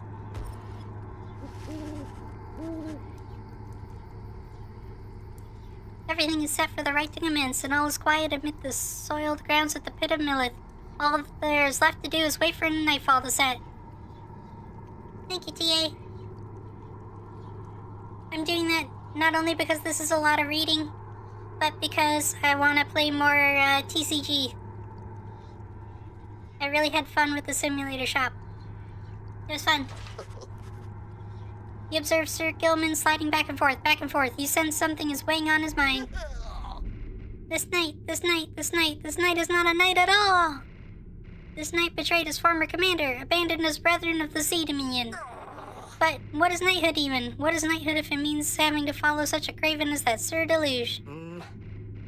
Cease this nonsense, Gilman. Focus on the right, focus on the right, focus on the right. He notices you finally. Oh, Master Reader. This knight did not see you there just now. Such was his preoccupation with the task at hand. Know that this knight stands prepared. He has no misgivings whatsoever when it comes to battling his ex-triumvirate. Please consider letting this knight participate, for he is honored to restore. That's the plan, Gilman. Don't worry. I got your back.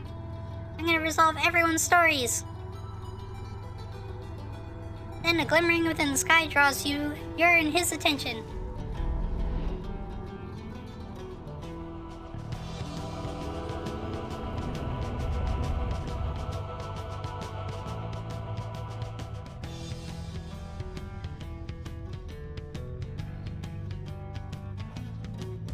The stars align, you exiles of the Night Wings. The 8 scribes summon you to the Pit of Millith. The triumvirate you stand against shall be the Pyre Hearts. Whose ever pyre yet burns ere the break of dawn shall surge forward on the path to glory. Now prepare yourselves. Wow, Sir Deluge. Gilman, still not abandoned your new friends like all your other duties and responsibilities? Sir Deluge wrestles with this massacre time. This knight is most surprised that you have the courage to even show yourself. You speak of courage, Sir Deluge, but this knight has little else to say to the likes of you. That figures, Gilman. You are no knight at all. You are a teensy minnow swimming in a sea of minnows many times your size, and with much more honor, too. Then something comes over Sir Gilman. But just as soon as it fades, Sir Gilman slinks away. Disgraceful, you Nightwings. You are stupid to have taken that one in. And you are no good at the rights. And another thing. We do not fear you. Now let us begin.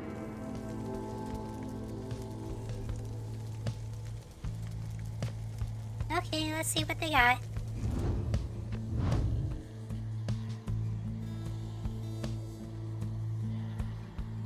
Whoa! So he just has like a suicide bomb in him? That's messed up.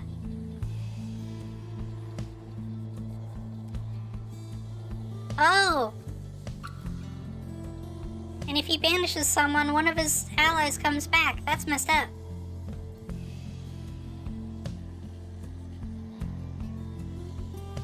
Oh, all of them have that. That is going to be super annoying.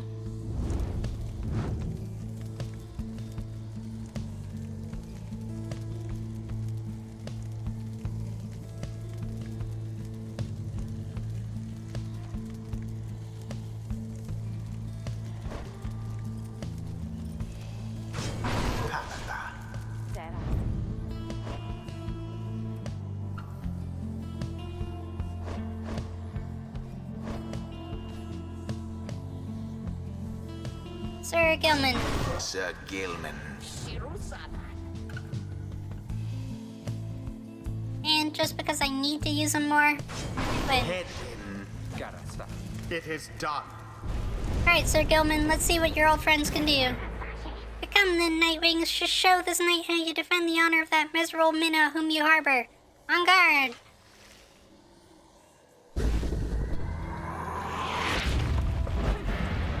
Begin. Banished each Oh. in turn.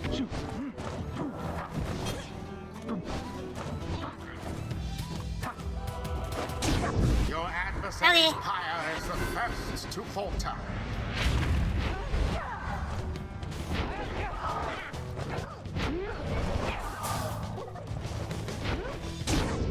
Oh,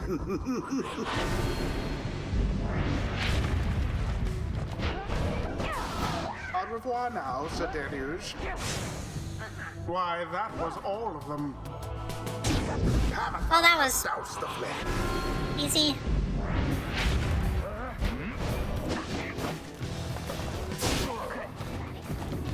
There. Righteous Thank you, Sir fire. Gilman. He's so fast.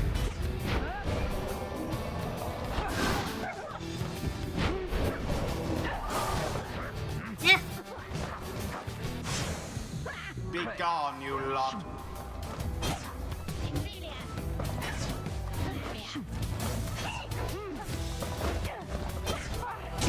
She soared right in. Oh. Eh. I kicked my microphone. Sorry. Hi, Zal. Thank you. Sir Deluge, another most inglorious defeat is imminent. This knight can feel it in his bone. Wait, he only has one bone? What does that mean? Ah, Yeah, not today. splendid. Why does he only have one bone? That's weird. No, You'll have to do better than that. no. Eh. 'Tis what the scribes ordained. I wish I had only one bone. It'd be really fun to be that floppy. Oh, No. and it is done. Yeah, the reason why I wanted to Nightwings fight them prevailed. was because it was gonna be Was super as easy. though the scribes themselves stood by their side. I'm honestly embarrassed that they managed to score it all. Thus end this night's proceedings. Curse you, Gilman! You were a fool to abandon us. Oh, I pressed enter too soon. Whoopsie. Still, you do not seem to understand, Sir Deluge. This knight is no longer beholden to the likes of you. This knight is bound only by the path towards enlightenment. Your words ring false. You are unfit to lead. Just shut up. You know exactly what you are, Gilman. You call this knight a craven, yet your courage is a mere facade. And everybody knows this knight shall see to it. Sir Gilman does not respond, although you sense the words of Sir Deluge got to him. There is much to learn from this experience. No matter what anyone says, I refuse to think there's some sort of limit to one's understanding of all this.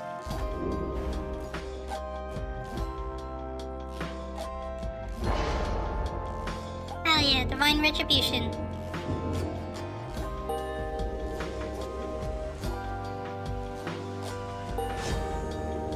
Good job, The Hamatha. exiled Pamatha perhaps can learn the errors of her kind. Well, Tamatha, soon I'll be catching up with you at this, whether you like it or not.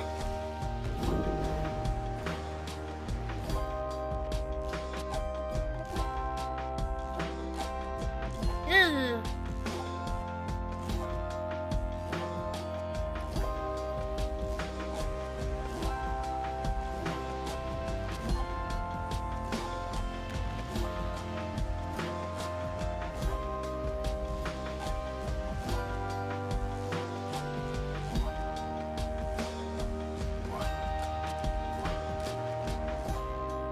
Aw, that's so good.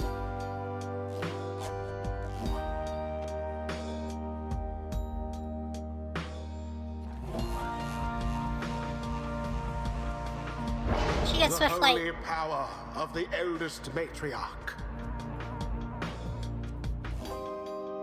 Until the next rite.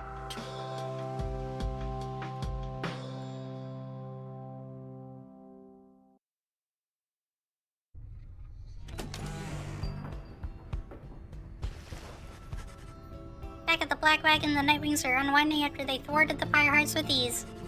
The deadest hour of the night is approaching, so you excuse yourself to read the stars outside and plot a course for your next confrontation. The stars yet shine for you, revealing various paths forward.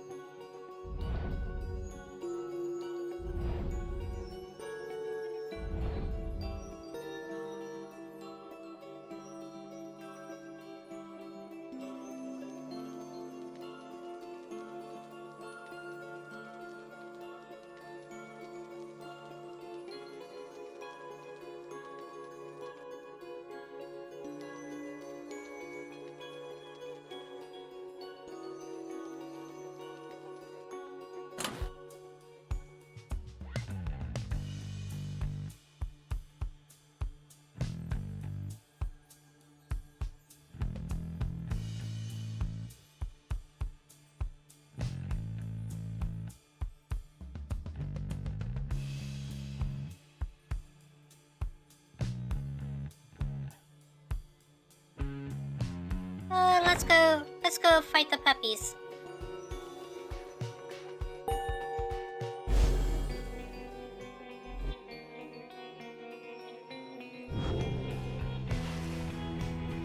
Your next adversaries are to be the Fate, headed by Dalbert Oldheart and his son.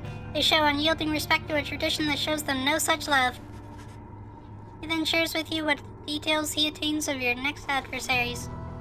Dalbert Oldheart, an adversary who showed you his respect and even generosity. Despite his advanced age, he also made for a formidable opponent. He and his son. The so-called Elmer the Helpless, ever present at his father's side, he was abandoned as an infant before Dalbert found him and raised him as his own. Dalbert taught his son everything he knew of his cultural heritage, as in his descendant from one of the Alpha Chiefs, thought to be descended from Jomor Many-Mane himself. However, his more vocal attempts to preserve old Kurd traditions in the Commonwealth often fell on deaf ears or even roused the anger of officials. One day he insisted on celebrating Fang Song against the wishes of his family. His family's caution was well-founded in this case and he was taken into custody. An old Kur holiday in which a single pack of Kurs vanquished an entire Imperial brigade. And Drummer's Jaws and Drummer's many manes ran red that day, the song of the chief. As for Almer, as his father was led away, he put up enough of a fight as to where he wound up sharing his father's cell, and soon enough his sentence.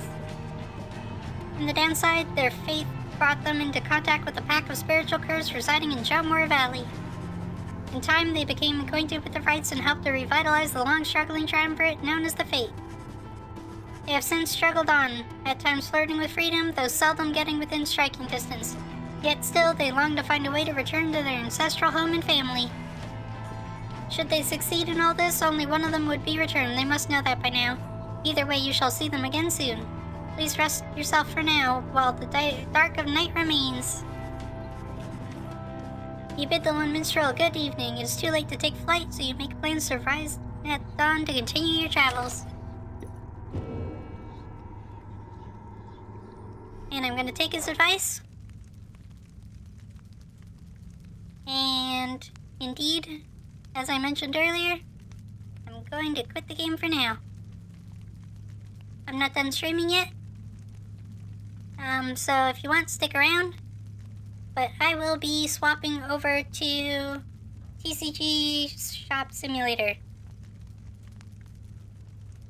I'm gonna take a quick break.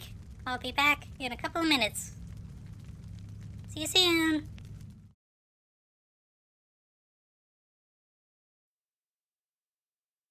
Okay, we're back.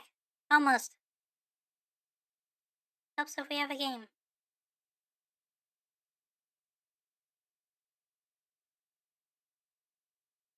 And we have a game.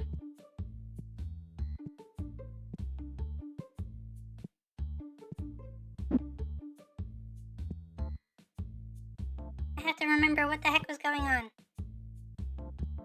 Got some piggy plushes, I got some stuff. That's all good. That's good.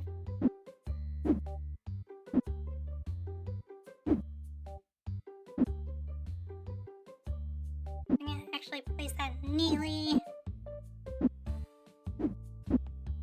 And that on top of it. Okay, so right at the end of my stream, if I remember correctly, I managed to buy some of the epic card packs, and that's right where I stopped. Those are the piggies I threw earlier. I'm gonna stick them back there. Some deodorant for the stinkies. And then I bought some dice. But I don't have a stand for the dice. I can't really do anything there.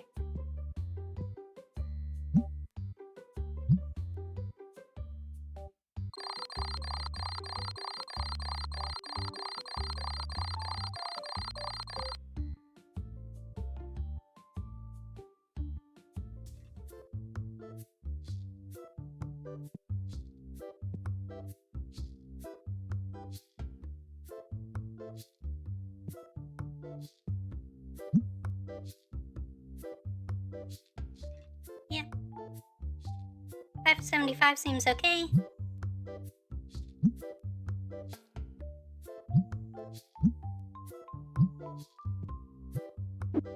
Oh god, the nerds are already swarming.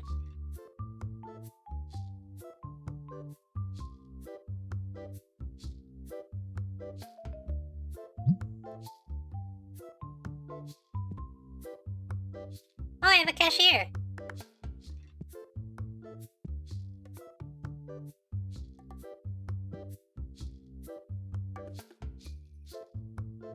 I forgot I did that.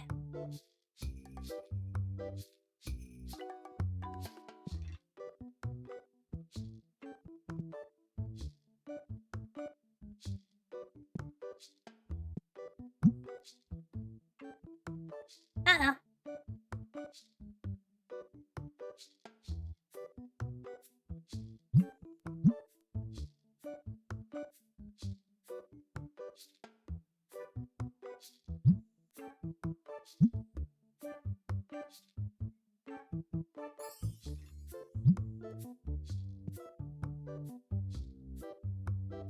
Okay, I need to expand the store and I need a second cashier. Or a second checkout, rather.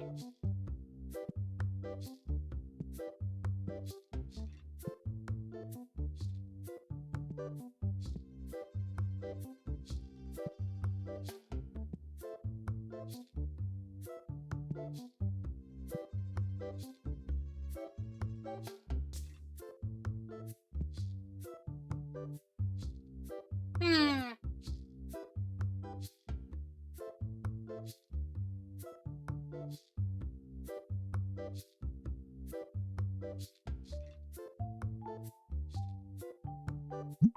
No, I don't want his card.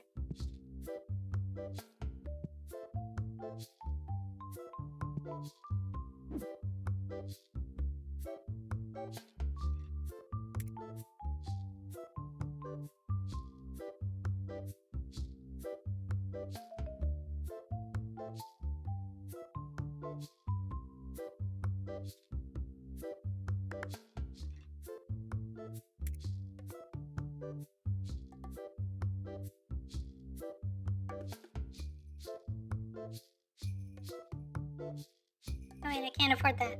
Ah!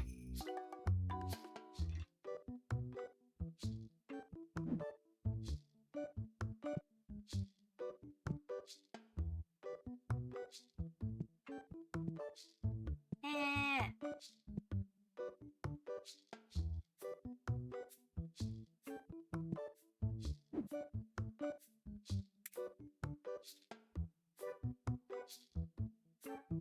I can't buy another checkout counter. Oh no!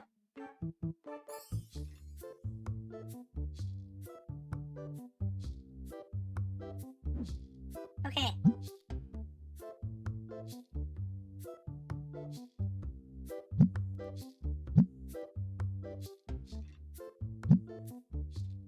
Okay.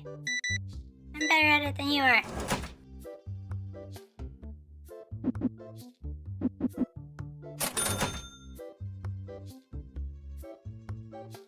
Wait, oh god.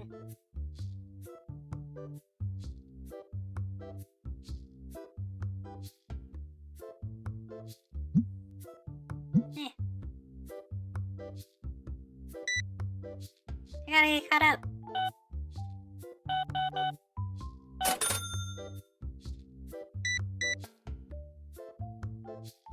Oh god. Well, probably gonna be able to get a second cashier soon.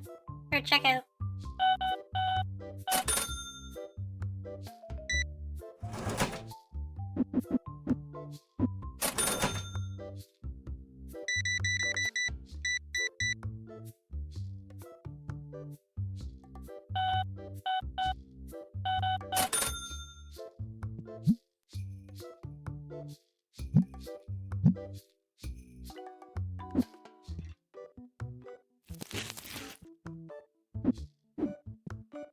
I have a stinky.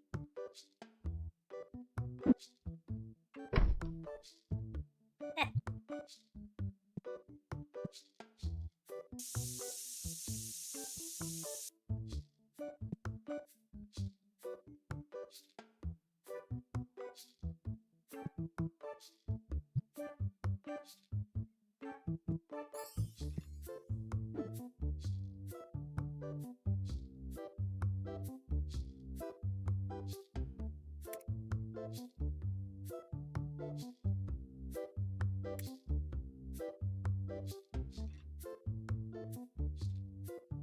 Okay, okay.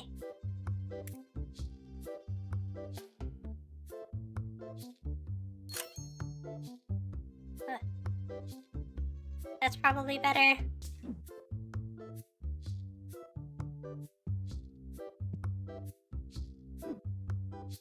And now...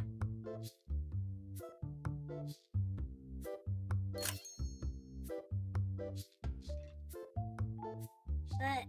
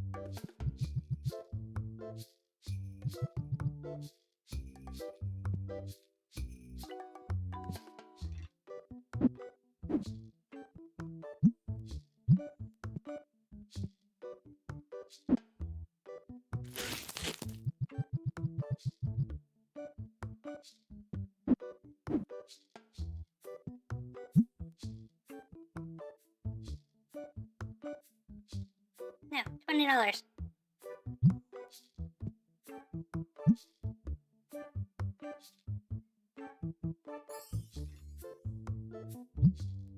Did that.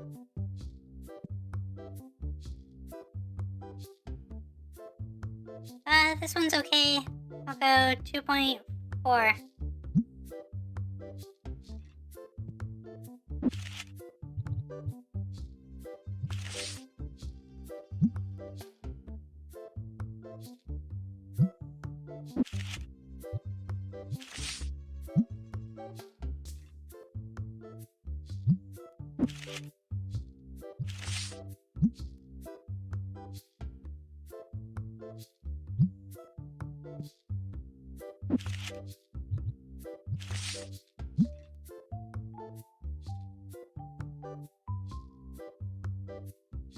Mm, 3.5. Whatever. Okay, these guys are selling. That's good.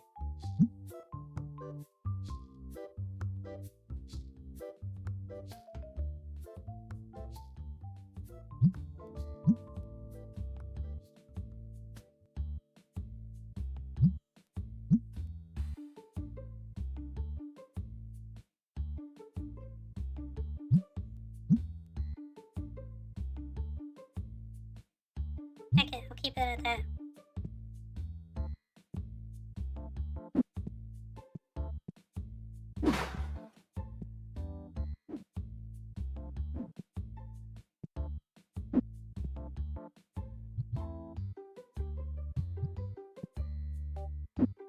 Trying to think about how to even play this game.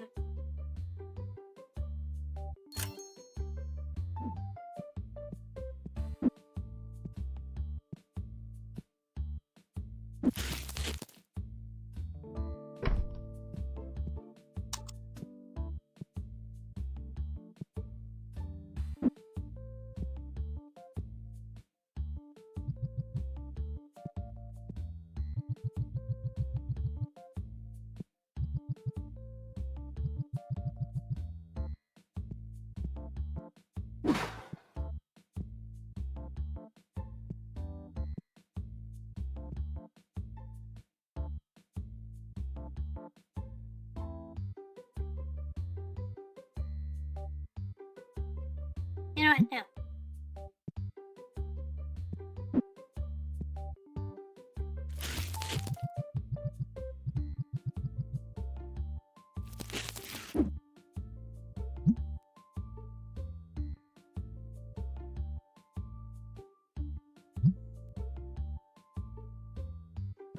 Stinky.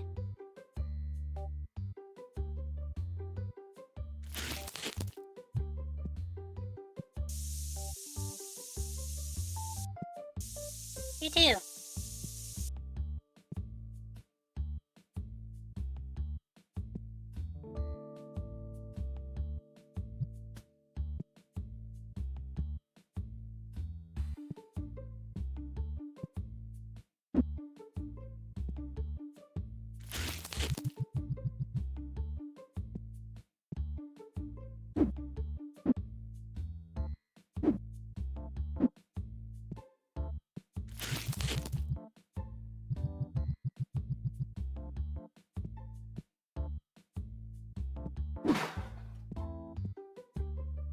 Quit stinking in my store.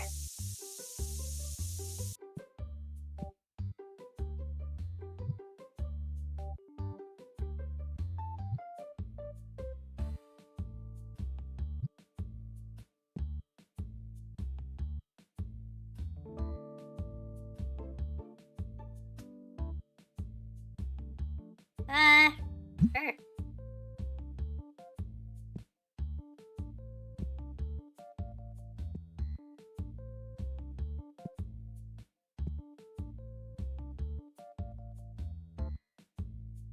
tell you what. I'll give it to you for $34. Oh, okay. What a fool. A foolish fool.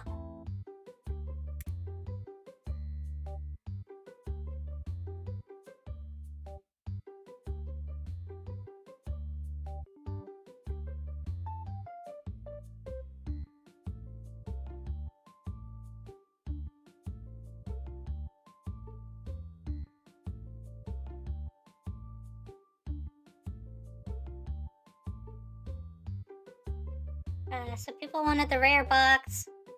Someone also wants...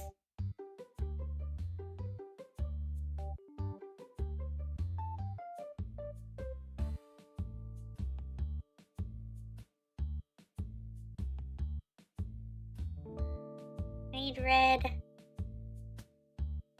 I think green. I'll buy one of each. Oof, that's a lot of money. No, the Stinkies are back.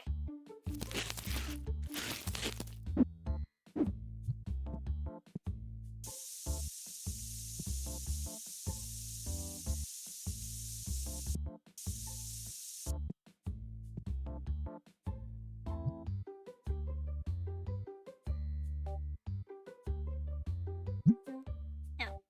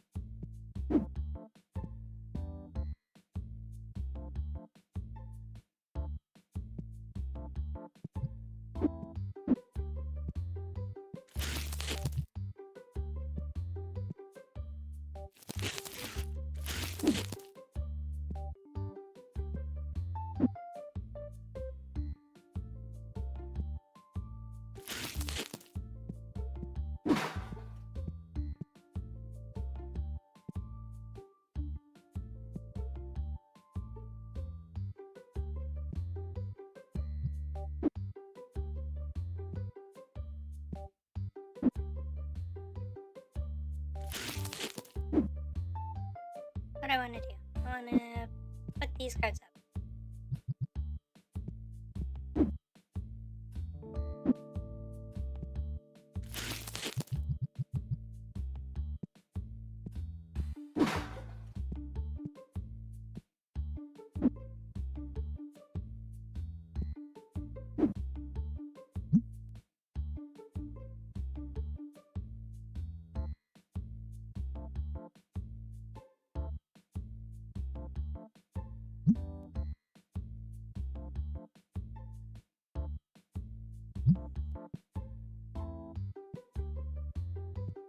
What happened to the bundles I had?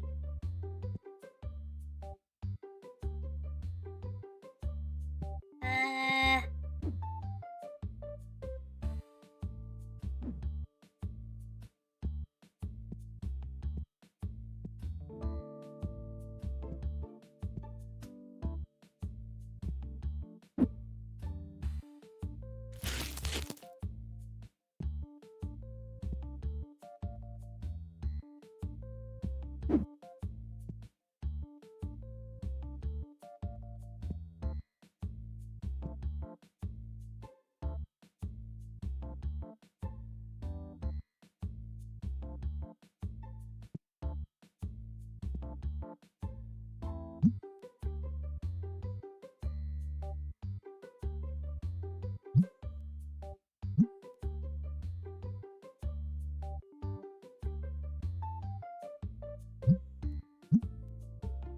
Geez, people judging me for my prices. I mean, fair, but...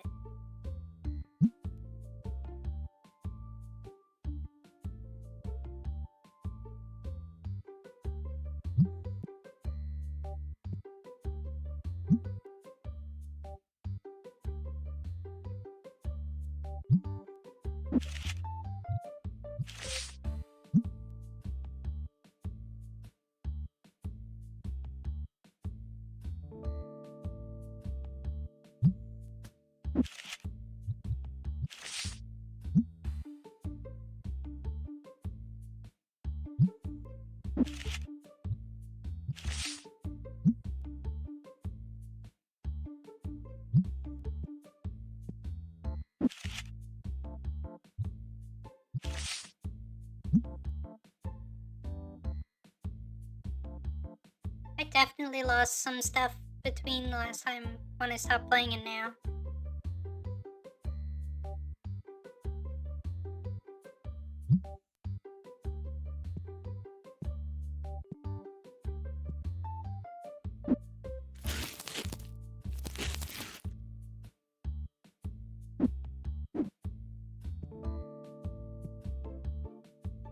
Which is a little annoying. Oh well. Oh! I have so much more space than I thought. I've just been wasting space. That's embarrassing.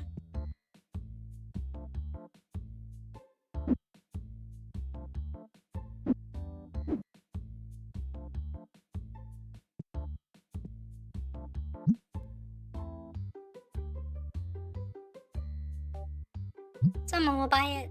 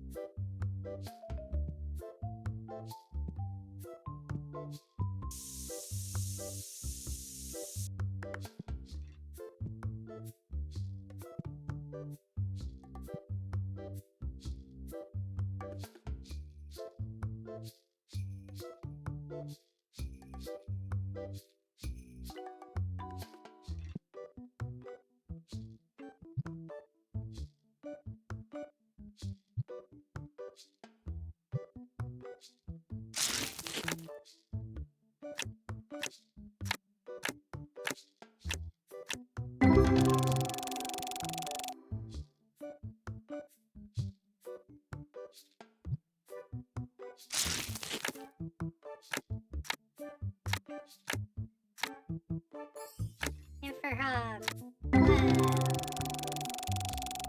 Not a very good pack. No, Stinky.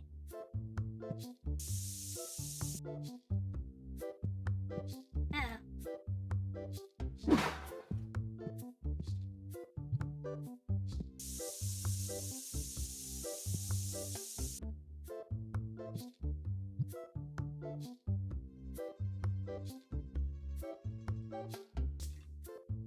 Fine.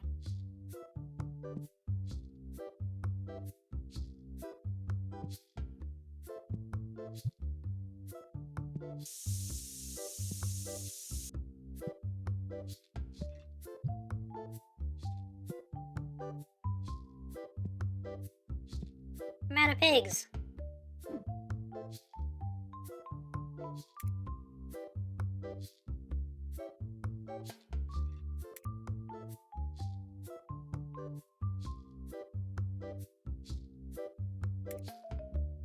Well, big order.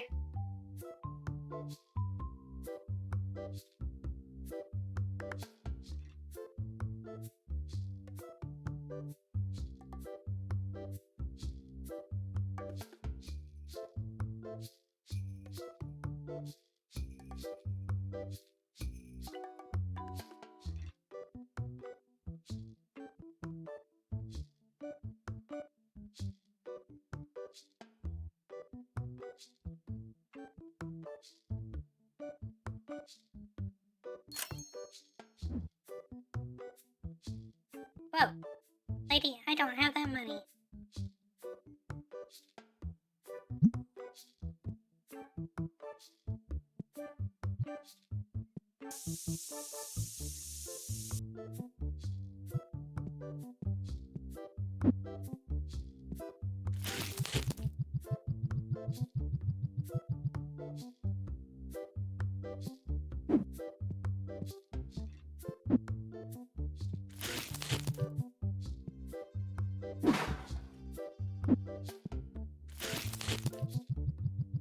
No.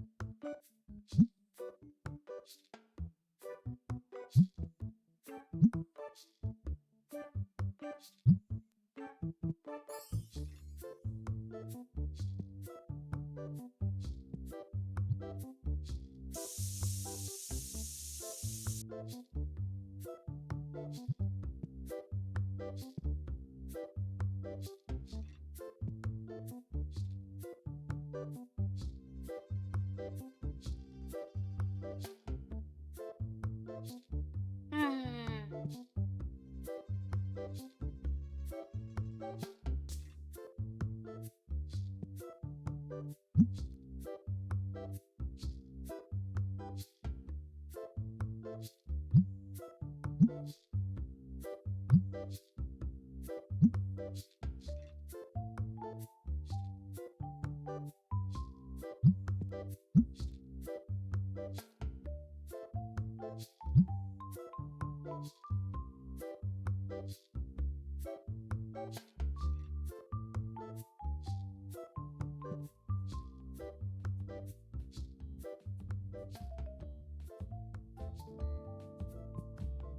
Hmm.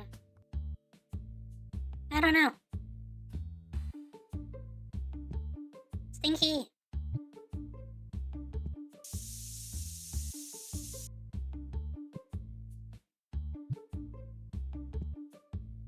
Wait.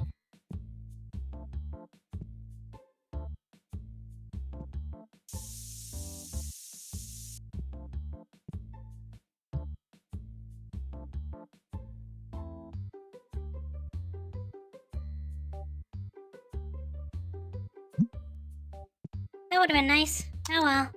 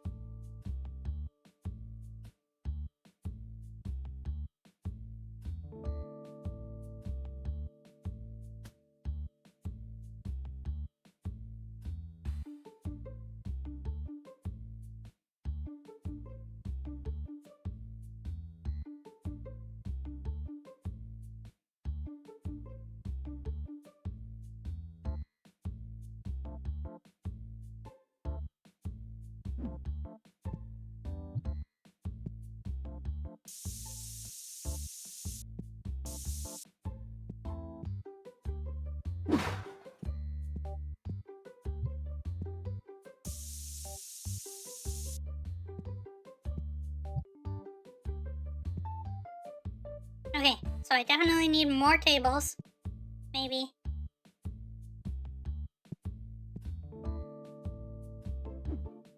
Ugh, it's so hard to keep up.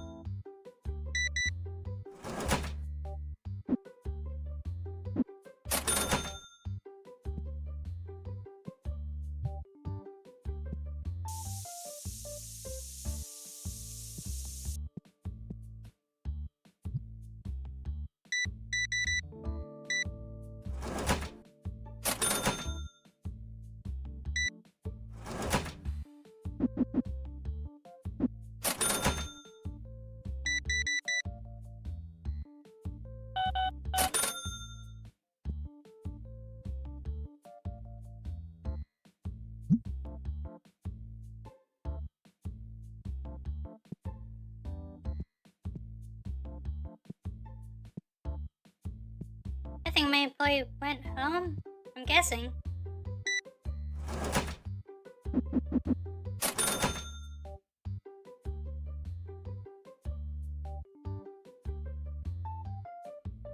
Ooh, I reached shop level 20.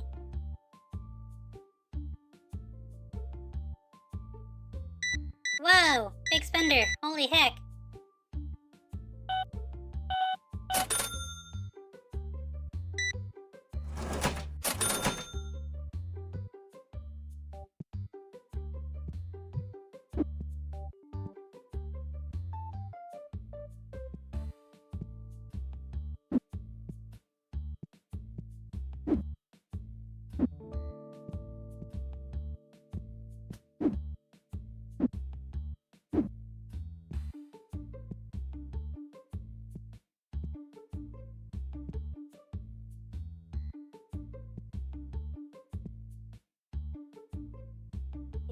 Deep.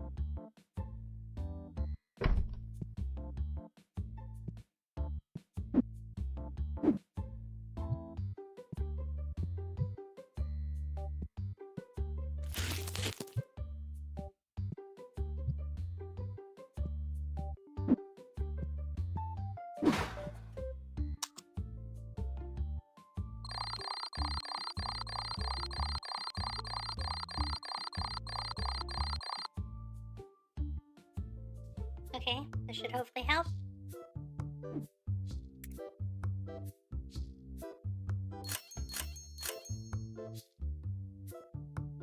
I realized I could just pay all, but whatever.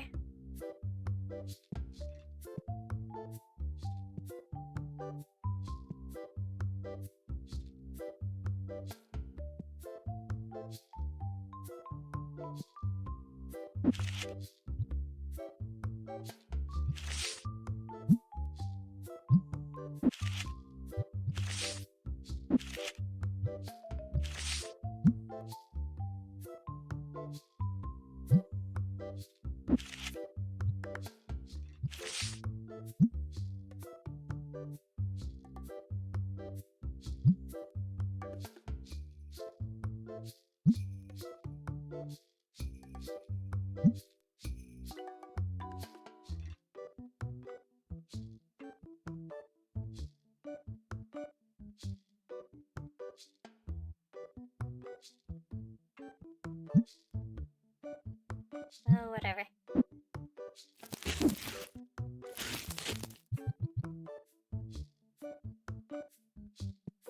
Oh, shoot. I thought I opened the... Ah!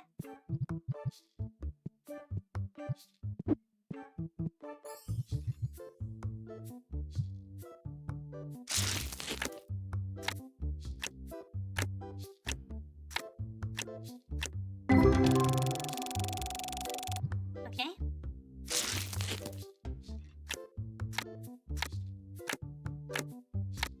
One card with $4, that's good.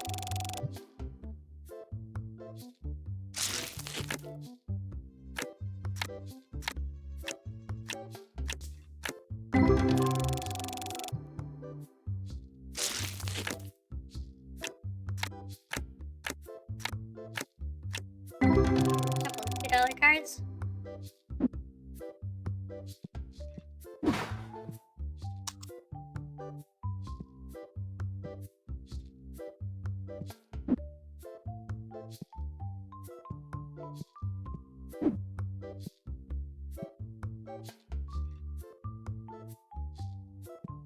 it wasn't enough.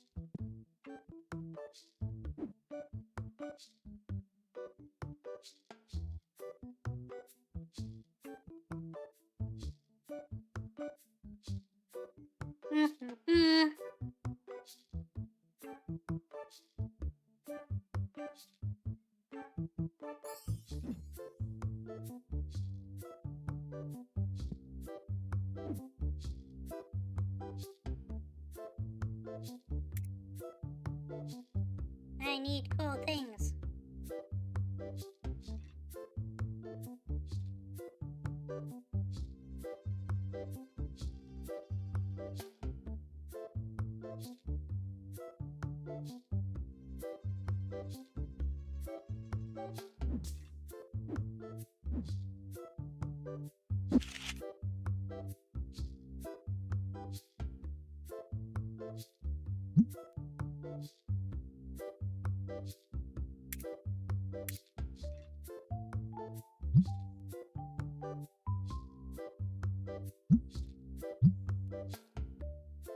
Meh.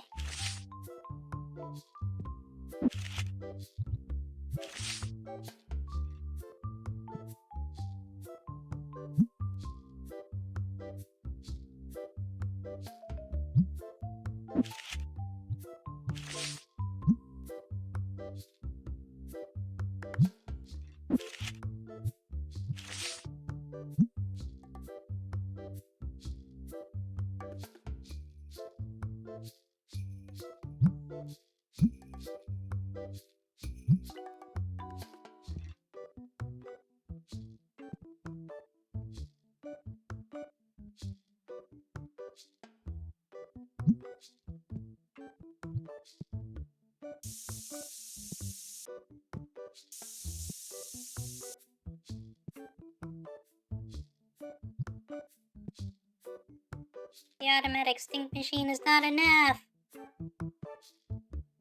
Also, that is a terrible album name.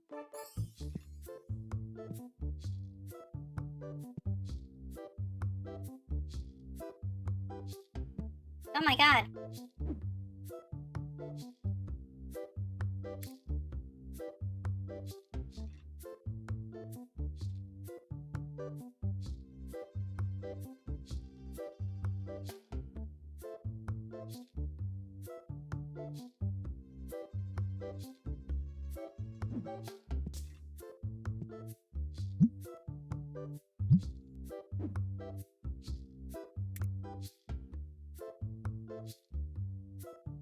Black dice. And the pig plushie.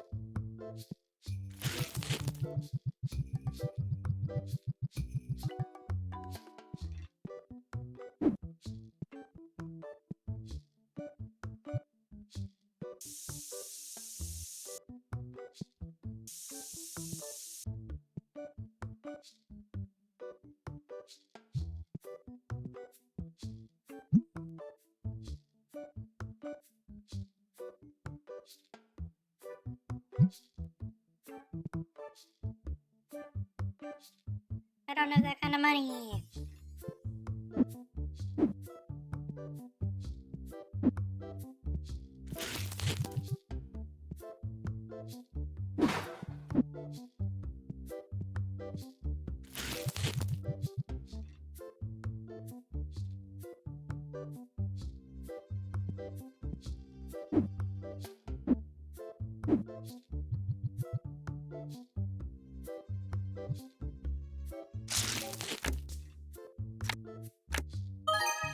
Ooh, lots of money.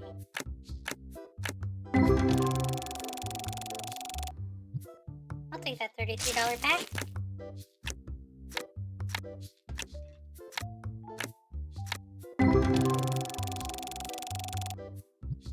Some pretty cute Pokemon. I mean, not Pokemon in here. Ooh, a second muffler.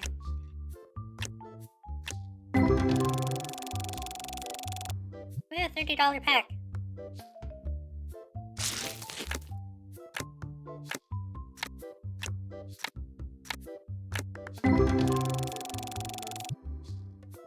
I'll take it.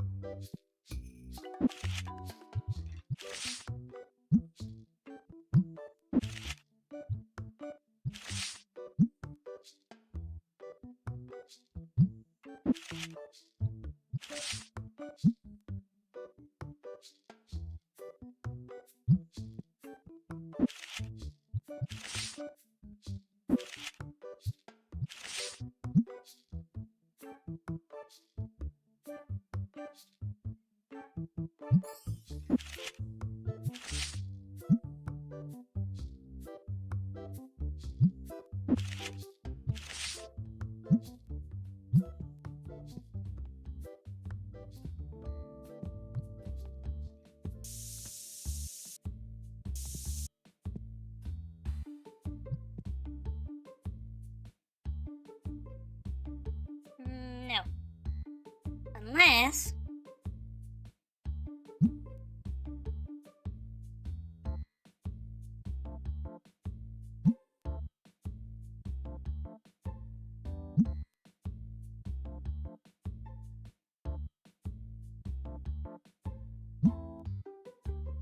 No.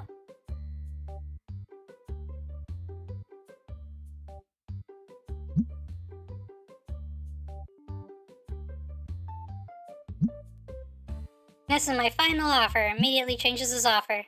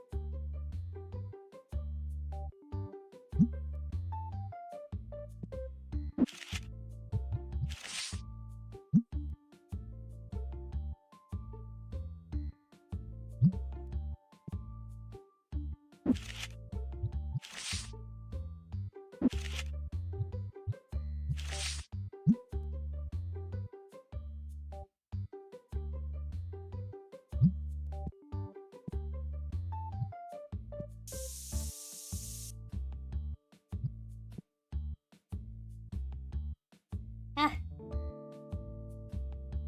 I really have to do so much min-maxing for this. Wow, didn't even like that, just walked away.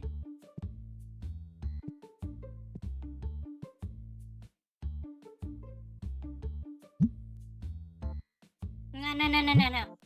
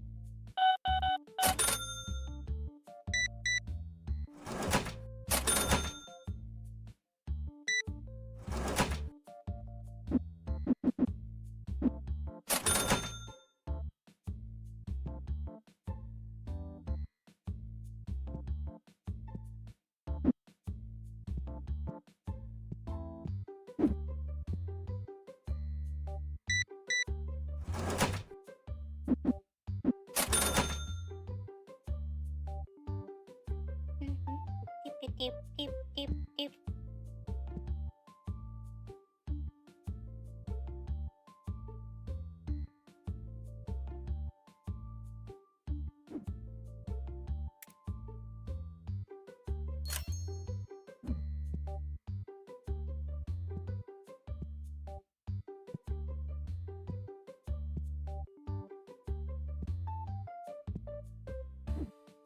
The way the shop is laid out really annoys me.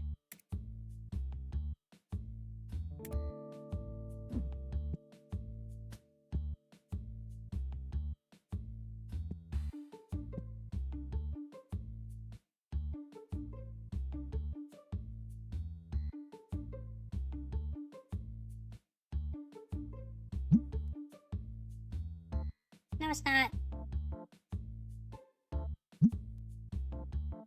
Told you.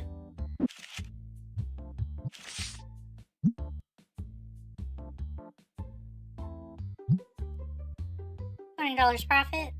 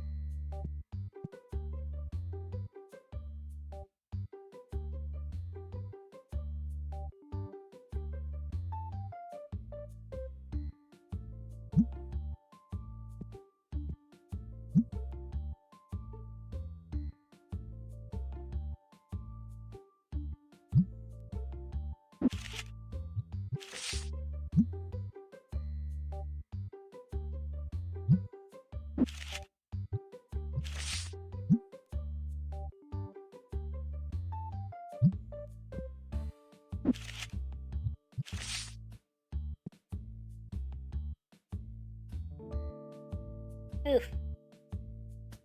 Well, that would have been a cool trade. Sorry.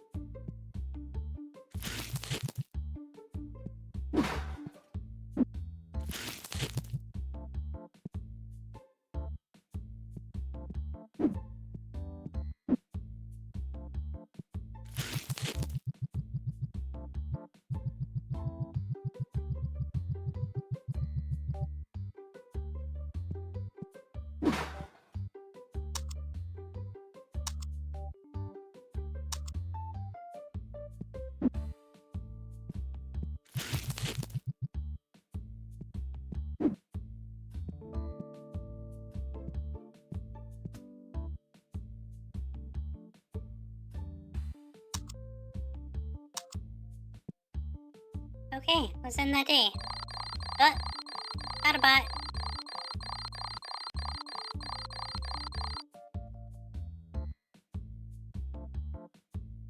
No bots.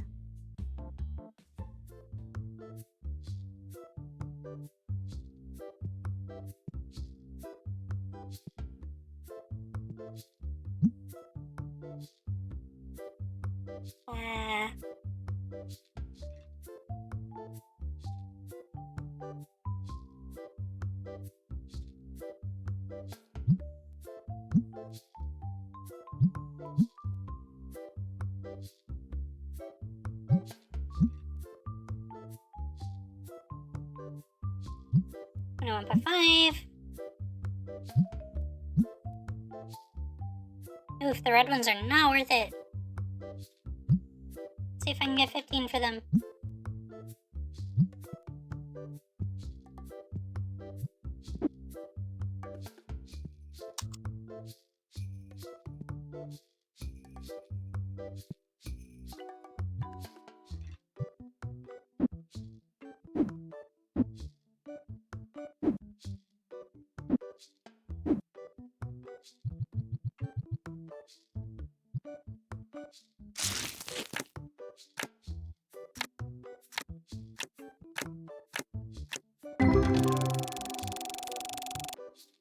It's okay, TA. I know you're busy. Don't worry about it.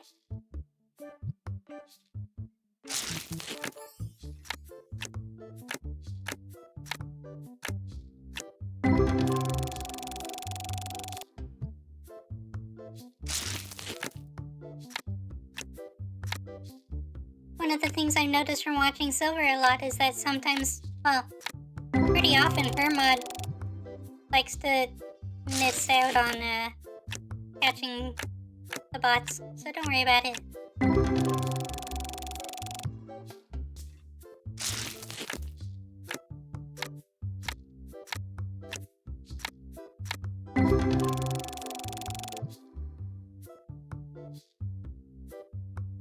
Oh, whoops, I forgot I had Tizo with me. Tizo, you're in the wrong game.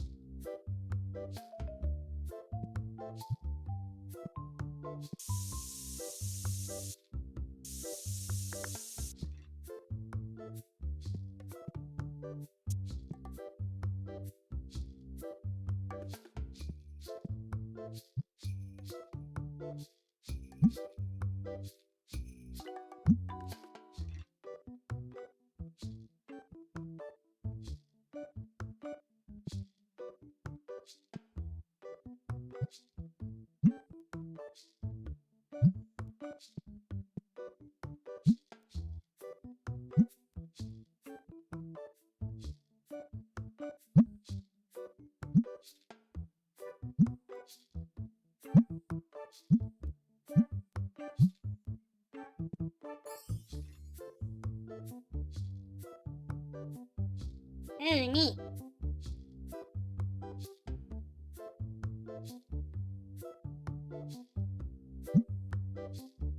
No, it's not.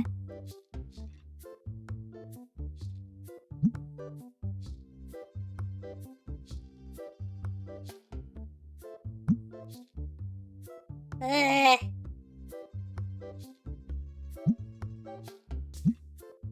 Whatever.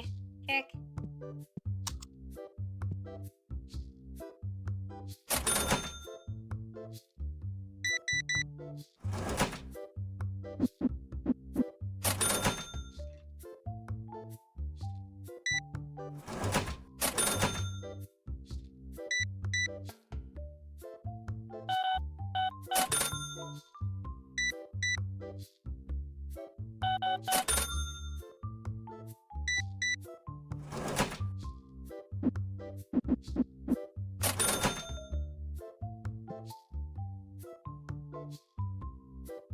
Ooh.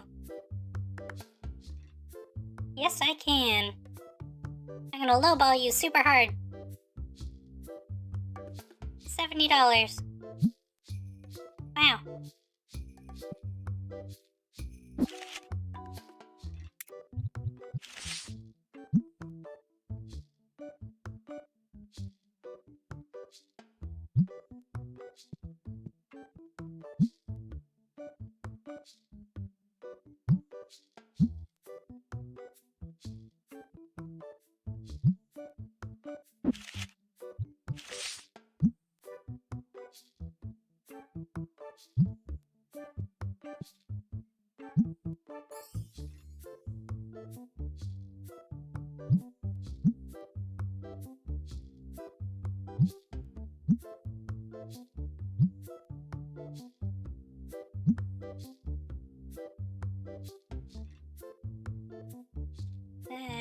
Goodbye. Just want rid of them.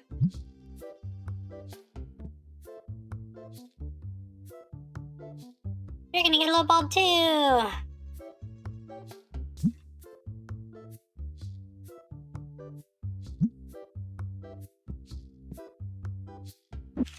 You sweet fool.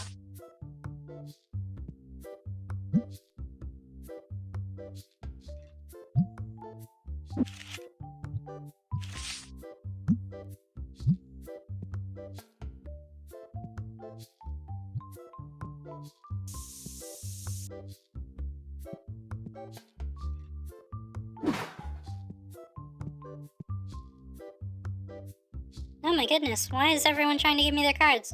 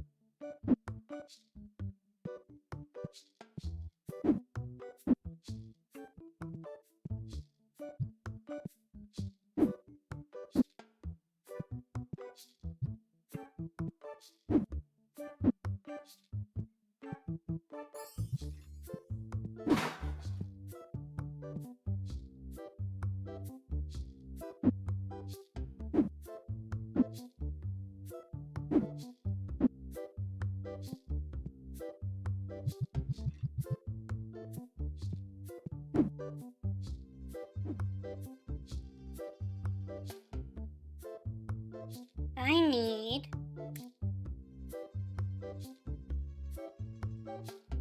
one of these. 2020 white.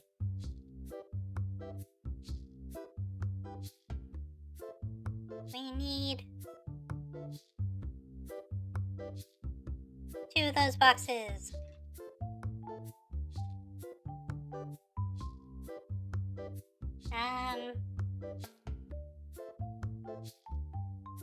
And 1 piggy.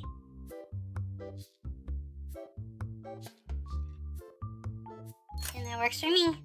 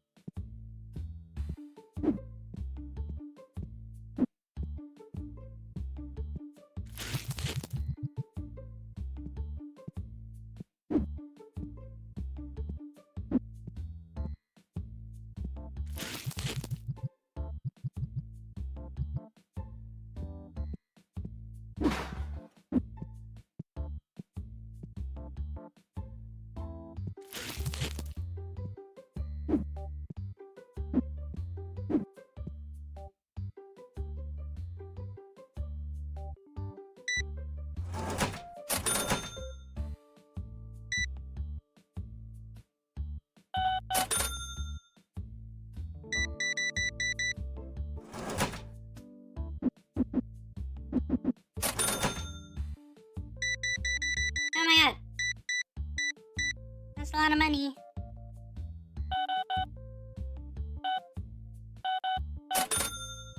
I'm glad the game won't let me accidentally short charge them.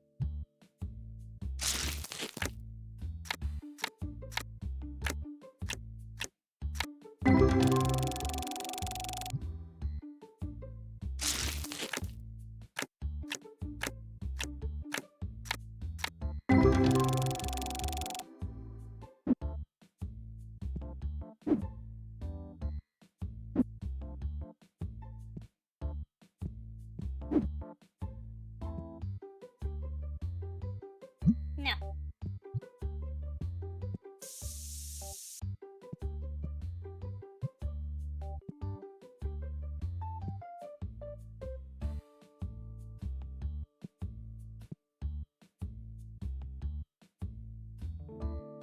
Ooh.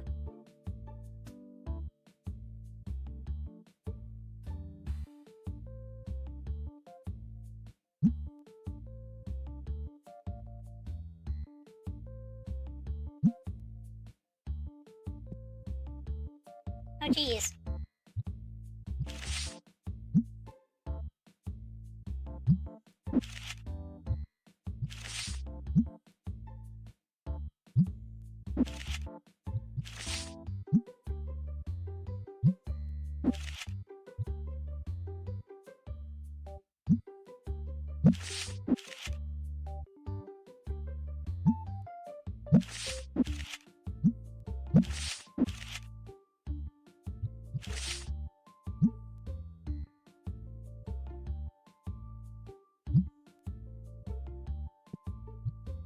It's an invasion of the Stinkies.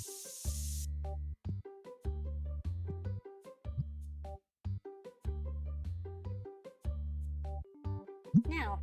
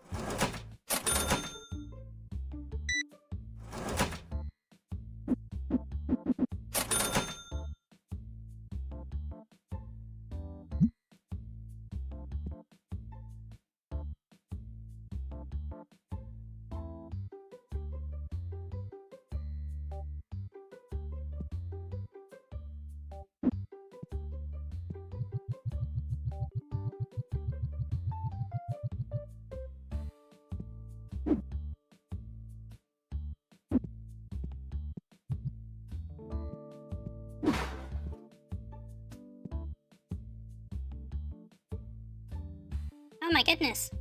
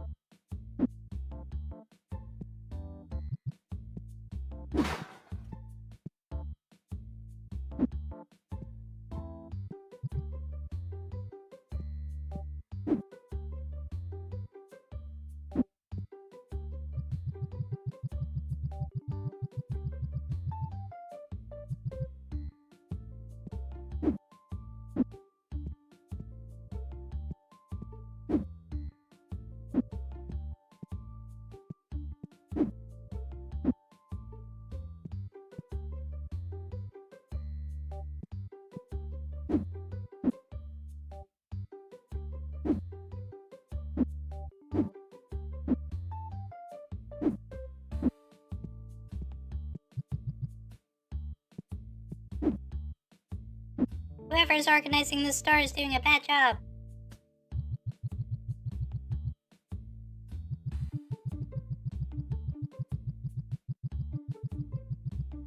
I don't know who it is, but it's not me. It might be me.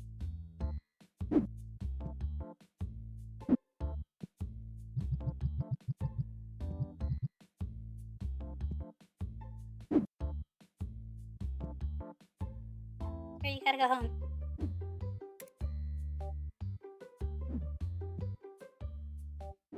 Okay.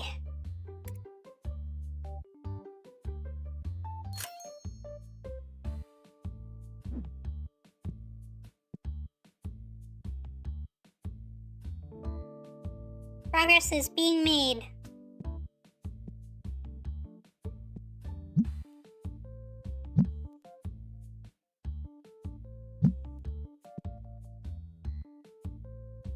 But with that, I think it's time to actually end my stream.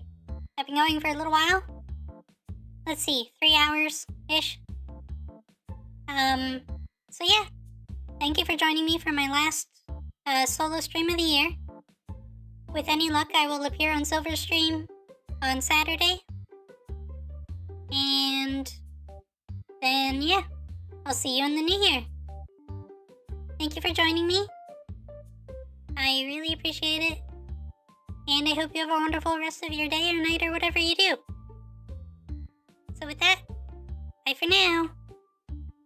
Bye!